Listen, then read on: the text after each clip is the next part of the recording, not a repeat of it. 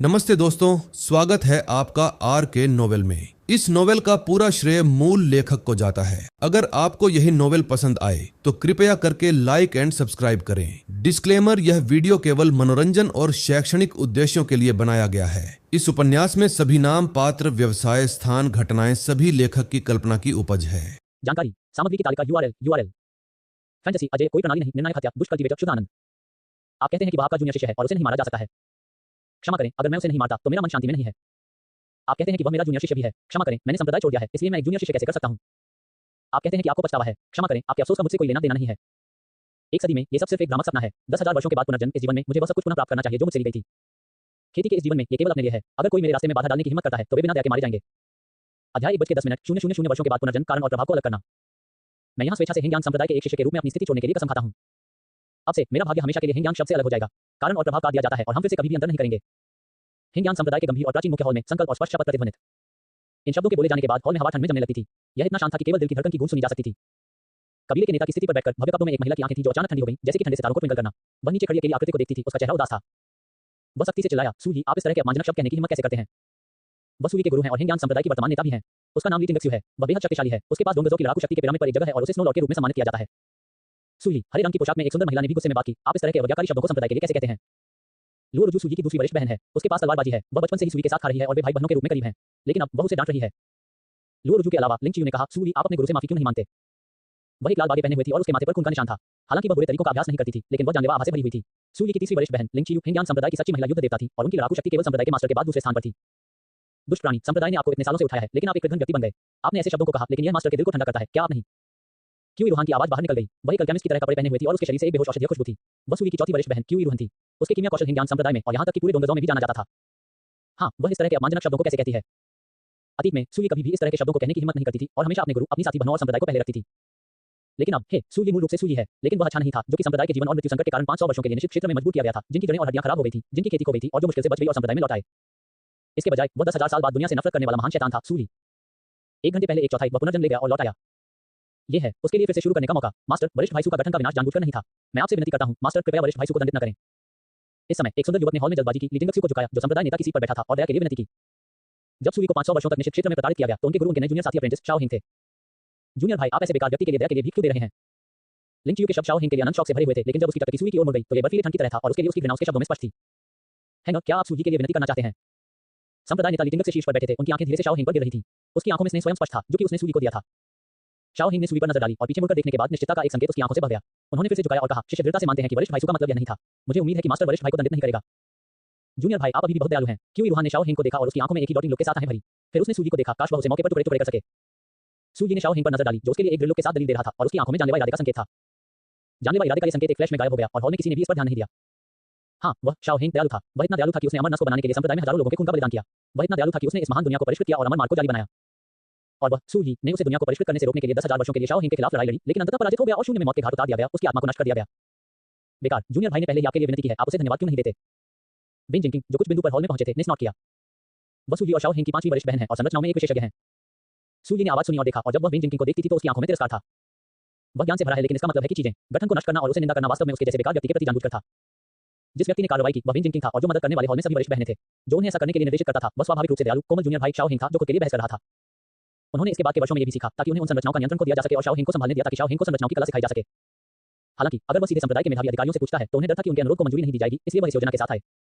भाई, यह एक हीलिंग पिल है। आपका दिल मेरिडियन गठन की अवशिष्ट शक्ति से प्रभावित हुए हैं। आप कैसे एक नश्वर इसका विरोध कर सकते हैं? मेरे भाई की यह गोली आपकी चोटों को ठीक कर सकती है।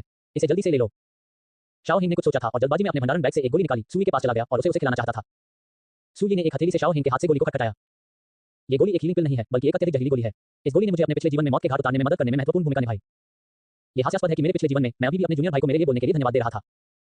उसके हाथ में गोली को दस्तक देते हुए देखकर शाओ हिंग की आंखें पहली बार क्रूरता के साथ चमकती थी और फिर उसने दयनीय दिखने का नाटक किया। एक तरफ कदम रखा, अपनी कलाई को पकड़ लिया और उसकी आंखों में भ्रम के साथ सूली को देखा।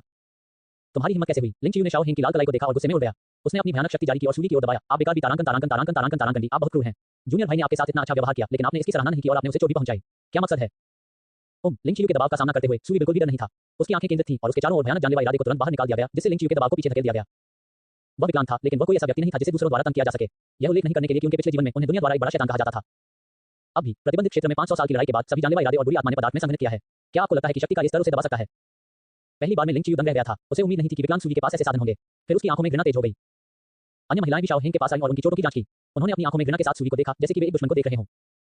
यहां तक कि उच्च मंच पर ली टिंगक्स ने उसकी आंखों को बंद कर दिया था। मास्टर, वरिष्ठ बहन, मैं ठीक हूं। वरिष्ठ भाई सुसु, वह एक बुरे मूड में है और इसीलिए उसने ओवररिएक्ट किया। वरिष्ठ बहनों के एक समूह से घिरे शाओ हेंग ने ईमानदार होने का नाटक किया। ये बेहतर होता अगर उसने यह नहीं कहा होता। इन शब्दों के बोले जाने के बाद सूली के लिए महिलाओं की नफरत एक नए स्तर पर पहुंच गई। सूली, देखो कि तुमने क्या किया है। लुओ रुजू ने सख्ती से कहा, जूनियर भाई बहुत समझदार और दयालु है, लेकिन आप उसे इस तरह से मानते हैं। विन जिंगकिंग ने गुस्से में कहा, मुझे लगा कि आपने अपनी खेती को बर्बाद कर दिया है, लेकिन मुझे उम्मीद नहीं थी कि आपका दिल भी इतना गंदा हो गया है। आप मेरे जूनियर भाई से ईर्ष्या कर रहे हैं। 500 साल पहले मैं वास्तव में आपसे दोस्ती करने के लिए अंधा था। अपनी वरिष्ठ बहनों से क्रूर दुर्व्यवहार के जवाब में सूली बस खुद पर हंसी। 500 साल पहले वह साधारण प्रतिभा के साथ एक प्रतिभाशाली था, इतिहास में अभूतपूर्व था और अपने साथियों के बीच कोई प्रतिद्वंदी नहीं था। वह संप्रदाय की मदद से अस्पष्टता से बढ़ गया और उसकी गुरु और वरिष्ठ बहनें सभी उसे बहुत प्यार करती थीं। 500 साल बाद वह एक अपन था, उसकी हड्डियां और जड़ें नष्ट हो गईं और अब उन्हें ताओवाद का अभ्यास करने की संभावना नहीं थी। एक बार तीसरी दर संप्रदाय आज एक सुपर संप्रदाय बन गया था। 90% क्रेडिट खेती के संसाधनों के कारण था जो उन्होंने 500 साल पहले वापस लाए थे और प्रतिबंधित क्षेत्र में प्रवेश करने से पहले उन्होंने प्रमुख संप्रदायों के साथ स्थापित शर्तों को वापस लाया था। हालांकि उनके गुरु और वरिष्ठ बहनें उनके प्रति घृणा से भरी थी। अतीत में वह अपनी वरिष्ठ बहनों से आरोपों का सामना करते हुए बेहद दुखी होता, लेकिन अब जब वह एक नया जीवन जी चुका है तो वह सिर्फ घृणा महसूस करता है। अपने पिछले जीवन की अपनी याद में हॉल में सभी ने हर साधन की कोशिश की जो उसके बाद के वर्षों में अन्याय कर रहे थे और कुछ लोग उसे छुटकारा भी चाहते थे, नायक जिसने जीवन और मृत्यु से संप्रदाय की रक्षा की। इस तरह के उपचार प्राप्त करने के लिए उनके जूनियर भाई को सबसे बड़े क्रेडिट का श्रेय दिया जाना चाहिए। मैं सोचता था कि मुझे इस तरह से व्यवहार किया गया था क्योंकि मैंने काफी अच्छा नहीं किया है। अब इसके बारे में सोचकर ये वास्तव में हास्यास्पद है। अध्याय 2 मछली समुद्र में कूद जाती है और उसे तैरने देती है। मेरे पास एक नया जीवन है, मेरा दिल स्पष्ट है, मैं केवल अपने लिए खेती का अभ्यास करता हूं और मैं जो कुछ भी खो गया वह एक करके बहुत अधिक प्रयास के साथ वापस ले जाऊंगा। इस प्रकार शुरुआती दृश्य के बारे में आया। मैं राजद्रोह नहीं कर रहा हूं, मैं सिर्फ हिंग संप्रदाय के एक शिष्य के रूप में अपना दर्जा देना चाहता हूं और एक निष्क्रिय व्यक्ति बन गया है। मुझे उम्मीद है कि संप्रदाय मास्टर मुझे ऐसा करने की अनुमति देगा। सूली ने भीड़ के दुरुपयोग को नजरअंदाज कर दिया और शांति से बात की। जब ली टिंगक्सू का सामना करना पड़ रहा था जो उच्च सीट पर बैठा था तो उसने उसे मास्टर नहीं बल्कि संप्रदाय नेता कहा। ली टिंगक्सू ने एक शांत अभिव्यक्ति के साथ सूली को देखा, अपनी पिछली प्रतिज्ञाओं को वापस ले लो और 3 महीने के लिए पश्चाताप की चट्टान पर जाएं। मैं इस मामले को आगे नहीं बढ़ाऊंगा, बस यह मान लें कि आपने थोड़ी देर के लिए अपना रास्ता खो दिया है। शिष्य को नहीं गया है, मुझे उम्मीद है कि संप्रदाय के मास्टर सहमत होंगे। सूली ने धीरे धीरे एक शांत अभिव्यक्ति के साथ कहा। ली टिंगक्सू का सुंदर चेहरा अचानक ठंडा हो गया। सूली, मेरे धैर्य को चुनौती मत करो, आपको 3 महीने के लिए चट्टान पर दंडित किया जाएगा और यह मामला खत्म हो जाएगा। सूली अनमोल था, मुझे उम्मीद है कि संप्रदाय मास्टर मेरी इच्छा प्रदान करेगा। दुष्ट प्राणी, इससे पहले कि ली टिंगक्स बोल पाए लिंग चियू की गुस्से में आवाज पहले आई, मास्टर ने पहले ही ऐसा किया है, आप और क्या चाहते हैं। ऐसा कहने के बाद उन्होंने एक बार फिर से सूली की ओर अपनी शक्ति हासिल की। सूली डर नहीं था, भयानक जानलेवा इरादे एक पल में आ गए, लेकिन भयानक शक्ति का उस पर कोई प्रभाव नहीं पड़ा। ली टिंगक्सू की आंखें ठंडी हो गईं। क्या आपको लगता है कि मैंने आपको बहुत गंभीर रूप से दंडित किया है, या क्या आप विद्रोह करने के लिए ऐसा कर रहे हैं? क्या आपको लगता है कि मेरे हिंग संप्रदाय ने आपके साथ गलत व्यवहार किया है? क्या आप संप्रदाय छोड़कर मुझे धमकी दे रहे हैं? सूली अवाक था। अनुचित उपचार, संप्रदाय के पूर्व कौतुक को संप्रदाय के संकट के कारण 500 वर्षों के लिए निश्चित क्षेत्र में मजबूर किया गया था। अपनी वापसी के बाद से 3 वर्षों में उन्हें संप्रदाय का एक महान नायक होना चाहिए था, जो कि संप्रदाय में सभी द्वारा श्रद्धा था, लेकिन उनका जीवन एक मासिक शिष्य की तुलना में बदतर था। संप्रदाय में शिष्यों को भी संप्रदाय के इस नायक का नाम और कर नहीं पता था। वे केवल जानते थे कि उनके पास एक बेकार चाचा मास्टर था। खतरों के लिए के रूप में, हे वर्तमान हिंग संप्रदाय इसके लायक है। सूली को देखकर चुप रहा। ली टिंगक्सू की आंखें गुस्से से जल गईं और उन्होंने एक शांत आवाज में कहा, मैं इसे फिर से कहूंगा, अपनी पिछली शपथ वापस ले लूंगा। 3 महीने के लिए सजा प्राप्त करने के लिए प्रतिबिंब की चट्टान पर जाएं और मैं आपको गठन को नुकसान पहुंचाने के लिए जिम्मेदार नहीं ठहराऊंगा और न ही मैं हिंग के बारे में बात करूंगा। मास्टर, इस हारने वाले ने मेरे जूनियर भाई को चोट पहुंचाई, हम इस मामले के बारे में कैसे बात नहीं कर सकते? क्यों इरुहान ने जल्दबाजी में कहा। ली टिंगक्सू ने उस पर ध्यान दिया। क्यों इरुहान, जो बोलने वाले थे, तुरंत भयानक रूप से वापस भयभीत हो गए। उन्होंने उन शब्दों को वापस निकल लिया जो उनके मुंह से बाहर आने वाले थे और चुपचाप अपने कनिष्ठ भाई के लिए घाव को पहुंचते थे। ली टिंगक्सू ने फिर से सूली को अपनी टककी लगा दी। मुझे उम्मीद है कि संप्रदाय मास्टर मेरी मदद करेगा। सूली ने फिर से बात की, फिर भी वही शब्द, उनकी आवाज बेहद शांत थी। प्रकल्पित। ली टिंगक्सू की आंखें जम गईं और उनकी शक्तिशाली खेती फट गई और भयानक दबाव को तुरंत सूली पर दबाया गया। वह गुस्से में थी, वह इसे 1 या 2 बार बर्दाश्त कर सकती थी, लेकिन 3 या 4 बार वह इसे एक चुनौती के रूप में मानती थी। सूली मूल रूप से जानलेवा इरादे के साथ विरोध करना चाहता था, लेकिन सर्वोच्च से नीचे हर कोई एक चीटी है। कोई फर्क नहीं पड़ता कि उसका जानलेवा इरादा कितना मजबूत था, यह एक पल में पराजित हो गया था। एक पफ के साथ सिंदूर का एक स्पर्श उसके मुंह से बाहर निकला। भारी दबाव के तहत उसके पैर अनजाने में झुक गए और काम गए। हॉल के अन्य लोगों ने भी महसूस किया कि उनके दिलों को कस दिया गया है जब उन्हें अपने गुरु द्वारा जारी भयानक दबाव महसूस हुआ। भले ही उनके पास महान खेती के आधार थे, फिर भी वे सुप्रीम के दबाव में काम गए। सर्वोच्च की शक्ति असाधारण शक्ति सहन कर सकती है। मास्टर वास्तव में इस बार गुस्सा है। उसी समय वे गौर कर रहे थे और आशा करते थे कि कष्टदायक आदमी सूली को और अधिक गंभीर रूप से दंडित किया जाएगा। ली टिंगक्सू की आंखें जानलेवा इरादे से चमकती थीं और उन्होंने इसे बिल्कुल भी नहीं छिपाया। सूली, आप बहुत दूर चले गए हैं। क्या आप वास्तव में सोचते हैं कि मैं आपके साथ कोई अलग व्यवहार नहीं करने की हिम्मत करता हूं? यदि आप अपने आप को रोकते नहीं हैं तो सजा उतनी ही सरल नहीं होगी जितनी कि पछतावा के 3 महीने। सूली का दिल कठोर हो गया और उसने अपने कांपते पैरों को सीधा करने की कोशिश की। उन्होंने अपने मुंह के कोने से खून को पोंछा और कठिनाई के साथ कहा, मुझे आशा है कि संप्रदाय मास्टर होगा। मेरे शिष्य की इच्छा को पूरा करें और मुझे हिंग संप्रदाय छोड़ने दें। एक तात्कालिक जानलेवा इरादे में ली टिंगक्सू की आंखों में झड़ते हुए एक भयानक आभा हिंग हॉल में घूमती है और एक और भी अधिक भयानक बल सूली की ओर दबाया जाता है। सूली का पहले से ही घबरा गया शरीर लगभग बेहोश हो गया, लेकिन जल्द ही जानलेवा इरादे फीका हो गया और आभा विघटित हो गई। ठीक है, यदि आप संप्रदाय छोड़ना चाहते हैं तो मैं आपकी इच्छा प्रदान करूंगा। अब से आपका नाम सूली को हिंग से हटा दिया जाएगा। अब से आपके और हिंग के बीच का कारण और प्रभाव विच्छेद हो जाएगा। ली टिंगक्सू ने लगातार 3 बार अच्छा कहा। उसके दिल में गुस्सा उसके चरम पर पहुंच गया था। उनकी राय में सूली की संप्रदाय से वापसी एक उकसावे और उसका अपमान था। यह पहली बार था जब वह सर्वोच्च बनने के बाद से इस तरह का अपमान किया गया था। वह कैसे नाराज नहीं हो सकती है? एक पल के लिए उसने वास्तव में सूली को मारने के बारे में सोचा, लेकिन वह आखिरकार वापस आ गई। सूली ने हिंग में बहुत योगदान दिया है और डोंगजो में हर कोई इसे जानता है। यदि वह मारा जाता है तो जो लोग धर्मी होने का दावा करते हैं वे हिंग की रीढ़ को तोड़ देंगे और कुछ बेईमान लोग इसे हिंग पर हमला करने के बहाने के रूप में इस्तेमाल करेंगे। आपकी मदद के लिए धन्यवाद संप्रदाय मास्टर। अतीत कर्म अलग हो गया है।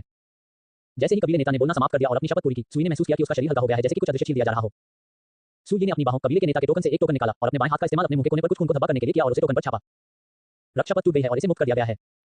यह उसे 500 साल पहले ली टिंगक्सू द्वारा दिया गया था। इससे पहले कि सूली को निश्चित क्षेत्र में मजबूर किया गया था और उसने स्वर्ग की शपथ ली कि कोई फर्क नहीं पड़ता कि सूली क्या बन गया, संप्रदाय नेता की स्थिति उस पर पारित हो जाएगी। ये टोकन न केवल हिंग संप्रदाय के नेता की पहचान का प्रतीक है, बल्कि एक दुर्लभ खजाना भी है। अब जब रक्त शपथ टूट गई है तो ली टिंगक्स्यू को भविष्य में शाओ हेंग को संप्रदाय नेता की स्थिति पारित करने के लिए उसे छुटकारा पाने की योजना नहीं है। सुई ने एक लंबी आह भरी, यहाँ तक कि हॉल में लोगों को देखे बिना वह घूम गया और बाहर चला गया। ली टिंगक्स्यू सेक्ट लीडर के टोकन को पकड़े हुए सुई के पीछे छोड़ते हुए घूरते थे और एक ठंडी रोशनी उसकी आंखों में चमकती थी। जाहिर है, हालांकि उसने सुई को बहुत नापसंद किया, वह नहीं चाहती थी कि वह संप्रदाय को छोड़ दे। ऐसा नहीं है कि वह संप्रदाय के महान नायक के साथ भाग लेने के लिए अनिच्छुक है, लेकिन वह डरता है कि अगर अन्य लोग इसके बारे में जानते हैं तो वे निश्चित रूप से इसके बारे में एक उपद्रव करेंगे। दुनिया अपने हिंग संप्रदाय को कैसे देखेगी? आखिरकार हिंग संप्रदाय 500 से कम वर्षों से एक सुपर संप्रदाय रहा है और उसके कई दुश्मन हैं। मास्टर, मुझे पता है कि आप क्या सोच रहे हैं। मैं वहां जाने के लिए तैयार हूं और संप्रदाय को छोड़ने के बाद सुई को मारने के लिए तैयार हूं। मेरा हत्या का मैदान एक स्थान को सील कर सकता है, इसलिए मैं निश्चित रूप से इसे बिना किसी नोटिंग के करूंगा। लिंग चियू ने ली टिंगक्स्यू के फुसब्रो को देखा और बोलने के लिए आगे बढ़े। कितना विडंबना है, 500 साल पहले उसने सुई की मदद से अपना किलिंग फील्ड पूरा किया, लेकिन अब उसे सुई को मारने के लिए इसका इस्तेमाल करना होगा। बहन, तुम ऐसा नहीं कर सकते। आप नहीं जानते कि यह कितना गंभीर है। हालांकि उस कष्टप्रद आदमी को छोड़ दिया गया था, उसने 500 साल पहले कई दोस्त बनाए थे जिनमें से कई की बड़ी उपलब्धियां थी। अगर वे जानते थे कि हमने न केवल उसे दूर कर दिया है बल्कि उसे संप्रदाय के बाहर भी मार दिया है तो मैं हिंग की आलोचना की जाएगी। उद्धरण चिन्ह। विन जिंकिंग ने बात की और अपने जूनियर भाई के खिलाफ चली गई और वह इस कष्टप्रद आदमी को भी मारना चाहती थी। मुझे जाने दो, मेरी तलवारबाजी अद्वितीय है और लोगों को बिना किसी सूचना के मार सकती है। कोई फर्क नहीं पड़ता कि मैं कितना कुशल हूं, कोई भी नोटिस नहीं करेगा। लुओ रुजू ने एक कदम आगे बढ़ाया और बात की। ऐसी प्रतिभाशाली जूनियर बहन के साथ सीनियर सिस्टर ज्यादा खराब नहीं है। उसकी अनूठी तलवारबाजी केवल 500 साल पहले सुई की मदद से संघनित थी। नहीं, अगर आप दूसरों को नहीं जानना चाहते हैं तो ये स्वयं मत करो। एक लंबी चुप्पी के बाद ली टिंगक्स्यू ने बात की। वह बस मुझसे नाराज है। उसे लगता है कि मैंने उसके साथ गलत व्यवहार किया है और यह कि संप्रदाय ने उसके साथ गलत व्यवहार किया है, इसलिए वह इस योजना के साथ विद्रोह करने के लिए आया था। 3 से 5 दिनों में वह बाहर जीवित रहने में असमर्थ होगा और संप्रदाय में लौटने की भीख मांगेगा। फिर मैं उसे अपने पापों को प्रतिबिंबित करने के लिए पश्चाताप की चट्टान पर जाने के लिए सजा दूंगा जब तक कि उसका जीवनकाल समाप्त न हो जाए। उद्धरण चिन्ह। मास्टर एक भगवान है। इस कष्टप्रद आदमी की योजनाएं सभी मास्टर द्वारा देखी गई थी। क्यों रूहन ने उसे चापलूसी की और फिर नाराजगी के साथ कहा, क्या आप वास्तव में सोचते हैं कि हम उसे देखेंगे? अप्रत्याशित रूप से ये केवल हमें उसे और भी अधिक नफरत करेगा। शाओ हेंग, जो अभी भी किनारे पर दयनीय दिख रहा था, ने अपनी आंखें घुमाई और कहा, मास्टर, सीनियर सिस्टर, मैं जाऊंगा और वरिष्ठ भाई सु को मना कर दूंगा। ऐसा कहने के बाद वह बिना पीछे देखे बाहर निकल गया। जूनियर भाई, जूनियर भाई बहुत दयालु है। लिंग चियू उसे रोकने वाला था, लेकिन उसने देखा कि वह आदमी पहले से ही हॉल से बाहर चला गया था। जूनियर भाई उस कष्टप्रद आदमी से बहुत बेहतर है। अल्पविराम। सूरी हॉल से बाहर चला गया और एक गहरी सांस छोड़ दिया। वह आखिरकार इस तरह के एक दलदल से बाहर चला गया था।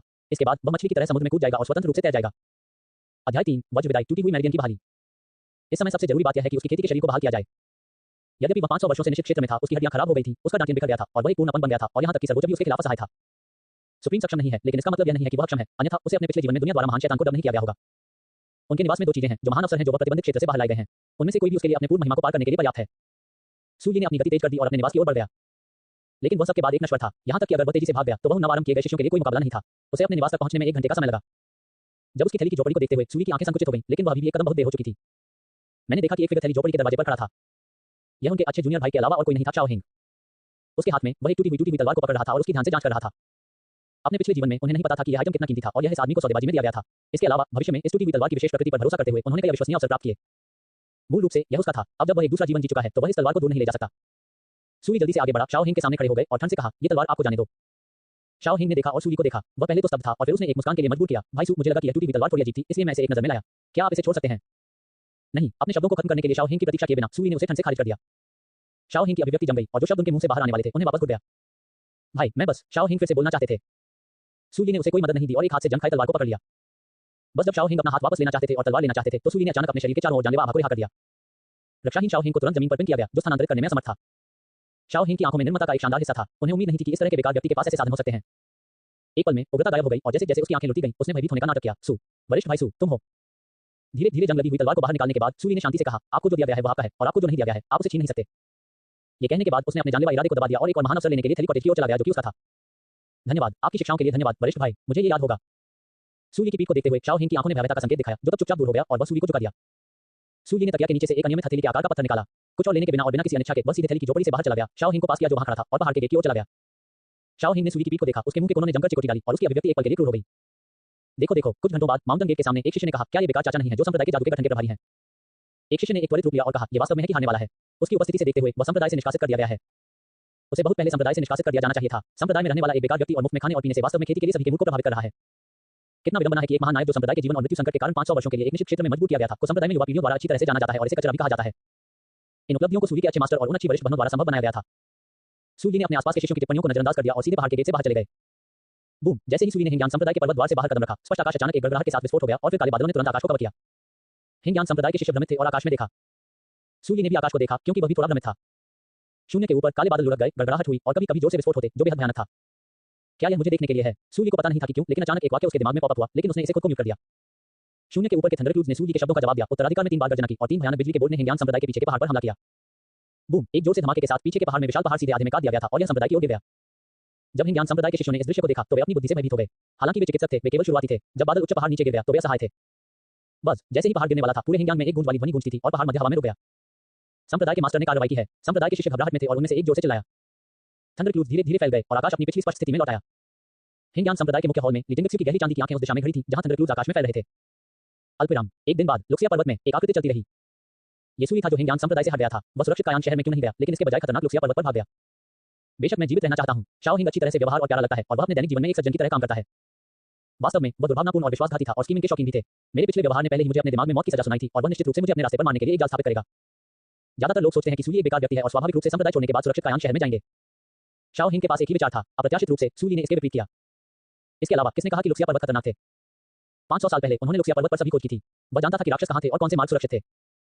भयानक जानलेवा इरादे के अलावा वह लगातार बाहर निकला। कोई भी राक्षस उस पर हमला करने के लिए नहीं आया। एक छिपी हुई गुफा को खोजने के बाद सूली ने निर्णायक रूप से प्रवेश किया, एक सपाट इलाका पाया, क्रॉस लेग किया और जंग खाई हुई तलवार को बाहर निकाल दिया। ये टूटी हुई तलवार कुछ ऐसी थी जिसे वह 3 साल पहले प्रतिबंधित क्षेत्र से बाहर लाया था। ये तट ने देखा, लेकिन यह वास्तव में एक स्वर्ग विकृत खजाना था। पिछले जीवन में शाओ हिंग ने गलती से इसके उपयोग की खोज की जब उन्होंने इसे सूली से लिया, जिससे उन्हें तेजी से आगे बढ़ने और उठने में मदद मिली। कुछ वर्षों में उनकी ताकत ने लिटिंगत्सु को पार कर लिया और उन्होंने पूरे संप्रदाय को रक्त में बलिदान कर दिया। बाद में इस आइटम द्वारा लाए गए कई अवसरों पर भरोसा करते हुए वह इस दुनिया के शिखर पर पहुंचे और यहां तक कि इस दुनिया को परिष्कृत किया। उसके हाथ में टूटी हुई तलवार को देखते हुए सूली का दिल डूब गया। इस जीवन में उन्होंने केवल 2 चीजें की, अवसरों और भाग्य के लिए लड़ो और शाओ हिंग को मार डालो। यह न केवल अपने पिछले जीवन में उसके द्वारा शून्य में मौत के घाट उतारने के लिए खुद का बदला लेने के लिए था, बल्कि उसे इस दुनिया को परिष्कृत करने और अपने स्वयं के सिद्धांतों का पीछा करने से भी रोकना था। सूली ने कोई और समय बर्बाद नहीं किया। उसने जंग लगी हुई तलवार को घुमाया, उसकी आंखें चौड़ी हो गईं और टूटी हुई तलवार को उठाया, उसे उसकी छाती की ओर छुरा घोंप दिया। छी, हालांकि यह एक जंग लगी हुई तलवार थी, ये सब के बाद एक चमत्कारी अवसर था, इसलिए ये स्वाभाविक रूप से बहुत तेज था और सीधे सूली की छाती में छेदा गया था। सूली जमीन पर भारी पड़ गया। उसकी जीवन शक्ति तेजी से बढ़ रही थी, उसकी पलकें भारी और भारी हो गईं। लेकिन वह अपने दिल में कोई डर महसूस नहीं करता था, वह थोड़ा उत्साहित भी महसूस करता था। यह पहला अवसर था जिसे उन्होंने शाओ हिंग से वापस छीन लिया था। अब से कोई फर्क नहीं पड़ता कि क्या यह एक अवसर था जो मूल रूप से उसके या शाओ हिंग से संबंधित था। जब तक वह इसके बारे में जानता था, यह उसका होगा। वह शाओ हिंग को निशाना नहीं बना रहा था, वह सिर्फ शाओ हिंग को मारना चाहता था। एक पल से भी कम समय में सूली की जीवन शक्ति बहना बंद हो गई और एक विशाल जीवन शक्ति जंग लगी हुई तलवार से उभरी और उसके शरीर में डाली गई। थोड़ी देर में पूरे शरीर में जीवन शक्ति बहती थी और क्षतिग्रस्त हड्डियों, मेरिडियन, शरीर में छिपी हुई चोटें और यहां तक कि बिखरने वाले डेंटियन को इस जीवन शक्ति की मदद से अपने मूल राज्य में बहाल कर दिया गया था। सूक्ष्म आध्यात्मिक शक्ति के किस्में सूली के शरीर में बढ़ गईं और उनके दांत में इकट्ठा हुए। सूखा डेंटियन धीरे धीरे भर गया और सूली का चेहरा जो लंबे समय से पीला रहा था, फ्लश हो गया था। अपनी हथेली में संघनित आध्यात्मिक ऊर्जा की किरण को देखते हुए सूली ने थोड़ा कुछ महसूस किया। यह अभी तक खत्म नहीं हुआ था। उसकी छाती में चिपकी हुई तलवार हजारों हल्के धब्बों में बदल गई, उसके शरीर में विलय हो गई और उसके शरीर को बदलना शुरू कर दिया। हल्के धब्बे उसके शरीर में 8 असाधारण मेरिडियन के माध्यम से आगे बढ़ते रहे। जहां भी वे पास हुए वहां बदलाव हुए। मूल रूप से लचीला मेरिडियन तुरंत कई बार चौड़ा हो गया, सुनहरी रोशनी चमकती और भी अधिक लचीला बन गया। अंत में सभी हल्के धब्बे डेंटियन में एकत्र हुए। टकराना। शरीर के अंदर एक जोर से धमाका था और डेंटियन, जो मूल रूप से पानी के एक पुल का आकार था, परिवर्तनों की एक श्रृंखला के बाद एक असीम महासागर बन गया। अध्याय 4, शरीर को खोज करना और लाश को नष्ट करना। डेंटियन वह स्थान है जहां आध्यात्मिक शक्ति का कल्टीवेटर के शरीर में संग्रहित होती है। डेंटियन जितना बड़ा होगा उतनी ही आध्यात्मिक शक्ति को स्टोर कर सकता है और आध्यात्मिक शक्ति उतनी ही मजबूत होगी जब इसका उपयोग किया जाएगा। एक साधारण कल्टीवेटर के लिए डेंटियन केवल एक स्पष्ट वसन का आकार है। शक्तिशाली प्रतिभाओं के साथ कुछ काश्तकारों के लिए डेंटियन बड़ा होगा। सूली में असाधारण प्रतिभा है। 500 साल पहले वह पूरी पीढ़ी को कुचल सकता था। उसे एक राक्षस कहा जा सकता है और उसका डेंटियन पानी के एक विशाल पूल के रूप में बड़ा है। अब टूटी हुई तलवार की मदद से उसका डेंटियन समुद्र की तरह विशाल और असीम हो गया है। ये बोधगम्य है कि जब वह भविष्य में दुश्मन के खिलाफ लड़ता है, अगर कोई खपत में उसके साथ प्रतिस्पर्धा करता है तो वह जय हो सकता है। हालांकि जबकि आपके डेंटियन को बड़ा बनाने के कई लाभ हैं, स्वाभाविक रूप से कई नुकसान भी हैं।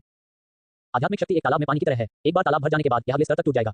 दूसरों को वसंत को भरने में लगने वाला समय बहुत तेज होना चाहिए, जो उस महासागर को भरने में लगने वाले समय की तुलना में बहुत तेज होना चाहिए। इसे स्पष्ट रूप से रखने के लिए सूली के लिए आम लोगों की तुलना में टूटना अधिक कठिन है। सूली बिल्कुल भी घबराया नहीं था, बल्कि थोड़ा उत्साहित था, क्योंकि यह समस्या उसके लिए कोई समस्या नहीं थी। शरीर के रूपांतरित होने के बाद सूली की बाईं बांह पर एक छोटा लाल तलवार टोटेम दिखाई दिया और एक तलवार तकनीक भी उनके दिमाग में दिखाई दी, जो इस टूटी हुई तलवार की साथी तलवार तकनीक थी। रक्त तैरने वाली तलवार तकनीक। सूली बड़बड़ाया। धीरे धीरे उसके दिमाग में तलवार तकनीक का नाम पड़ रहा था। बस नाम को देखकर आप बता सकते हैं कि यह तलवार तकनीक कीवी और रक्त को भक्षण करने से संबंधित है। अपने पिछले जीवन में शाओ हिंग कुछ ही वर्षों में तेजी से बढ़ने में सक्षम थे। इस तलवार तकनीक के बड़े हिस्से में धन्यवाद, लेकिन इससे उन्हें बहुत दुख हुआ। एक विचार के साथ सूली ने तलवार की तकनीक को समझना शुरू कर दिया। सूली ने एक गहरी सांस ली। जब उन्होंने अपने पिछले जीवन में शाओ हिंग का सामना किया तो उन्हें केवल यह महसूस हुआ कि यह तलवार तकनीक स्वर की इच्छा के खिलाफ थी, लेकिन आज इसे महसूस करने के बाद वह नहीं जानता था कि यह स्वर की इच्छा के खिलाफ था। रक्त तैरने वाली तलवार तकनीक, जैसा कि नाम से पता चलता है, तलवार रक्त और कीवी को निगल सकती है। दुश्मन से लड़ने के लिए इस तलवार का उपयोग करते समय यह अदृश्य रूप से दूसरों के रक्त और कीवी को खा सकता है। इसे तलवार के शरीर में छिपा सकता है और दुश्मन से लड़ने के लिए इसे एक झटके वाली तलवार में बदल सकता है। जितना अधिक रक्त और कीवी ये खा जाता है, तलवार उतनी ही शक्तिशाली होगी और यह भी रक्त और कीवी को तलवार धारक को खिला सकता है। अपने पिछले जीवन में शाओ हिंग ने अपने आप को मारने के लिए अपने रक्त और कीवी को खाने के लिए एक रक्त पूल के रूप में लाखों काश्तकारियों का इस्तेमाल किया, जिससे उनकी तलवार की शक्ति बढ़ गई। इस अवसर को देखकर सूली रुक नहीं गया। उसने हथेली के आकार के पत्थर को बाहर निकाला, उसकी बाईं तर्जनी को थोड़ा सा और उस पर खून टपका। बस एक गूंज ध्वनि सुनी गई और पत्थर प्रकाश की हजारों धाराओं में बदल गया और सूली के मुंह में ड्रिल किया गया। सूली ने कड़ा कर दिया और क्रॉस लेग किया। एक परिचित दर्द उसके पूरे शरीर में फैल गया। एक नजदीकी नजर रखते हुए सूली का शरीर तुरंत अनगिनत खूनी घावों से ढका हुआ था और खून बाहर निकल रहा था। उनके पेट के नीचे उनके मेरिडियन, अंग, हड्डियां और डेंटियन एक पल में बिखर गए थे। अगले क्षण एक अदृश्य भंवर सूली के पीछे सामने आया और स्वर्ग और पृथ्वी से आध्यात्मिक ऊर्जा की एक बड़ी मात्रा उसके शरीर में डाली गई, जो स्वर्ग और पृथ्वी को हिला रही थी। एक पल में उसके शरीर पर सभी खूनी घाव गायब हो गए और उसके मेरिडियन और अंग पहले की तरह बरामद हो गए। इसके तुरंत बाद सूली के शरीर पर अचानक खून दिखाई दिया। जो हिस्से फिर से ठीक हो गए थे वे फिर से ढह गए, फिर सभी ढह गए भाग ठीक हो गए और फिर से ढह गए। यह एक पल में ढह जाता है और एक पल में बार बार ठीक हो जाता है। इन मानवीय तरीकों का उपयोग शरीर को गुस्सा करने के लिए किया जाता है। 1 घंटे बाद सूली ने एक गहरी सांस ली, खड़े हो गए और उसके सामने बोल्डर को मुक्का मारा। एक जोर से धमाके के साथ लगभग 10 फीट ऊंची चट्टान बिखर गई और उसके चेहरे पर एक संतुष्ट मुस्कान के साथ सूली के पैरों पर गिर गई। उस तार के आकार के पत्थर में विशेष शक्ति होती है जो शरीर को मजबूत कर सकती है। हालांकि सूली इस समय अभ्यास करने में सक्षम था, फिर भी वह बिना किसी खेती के एक नश्वर था। पिछले पंच को शुद्ध शारीरिक शक्ति के साथ दिया गया था। मेरिडियन को फिर से आकार दिया जाता है, शरीर को मजबूत किया जाता है और अगला कदम खेती के स्तर में सुधार करना है। जैसा कि सूली के जादू कौशल को व्यवहार में लाया गया था, 50 मील की त्रिज्या के भीतर दुनिया की आध्यात्मिक ऊर्जा को तुरंत दूर कर दिया गया और सूली के शरीर में डाला गया।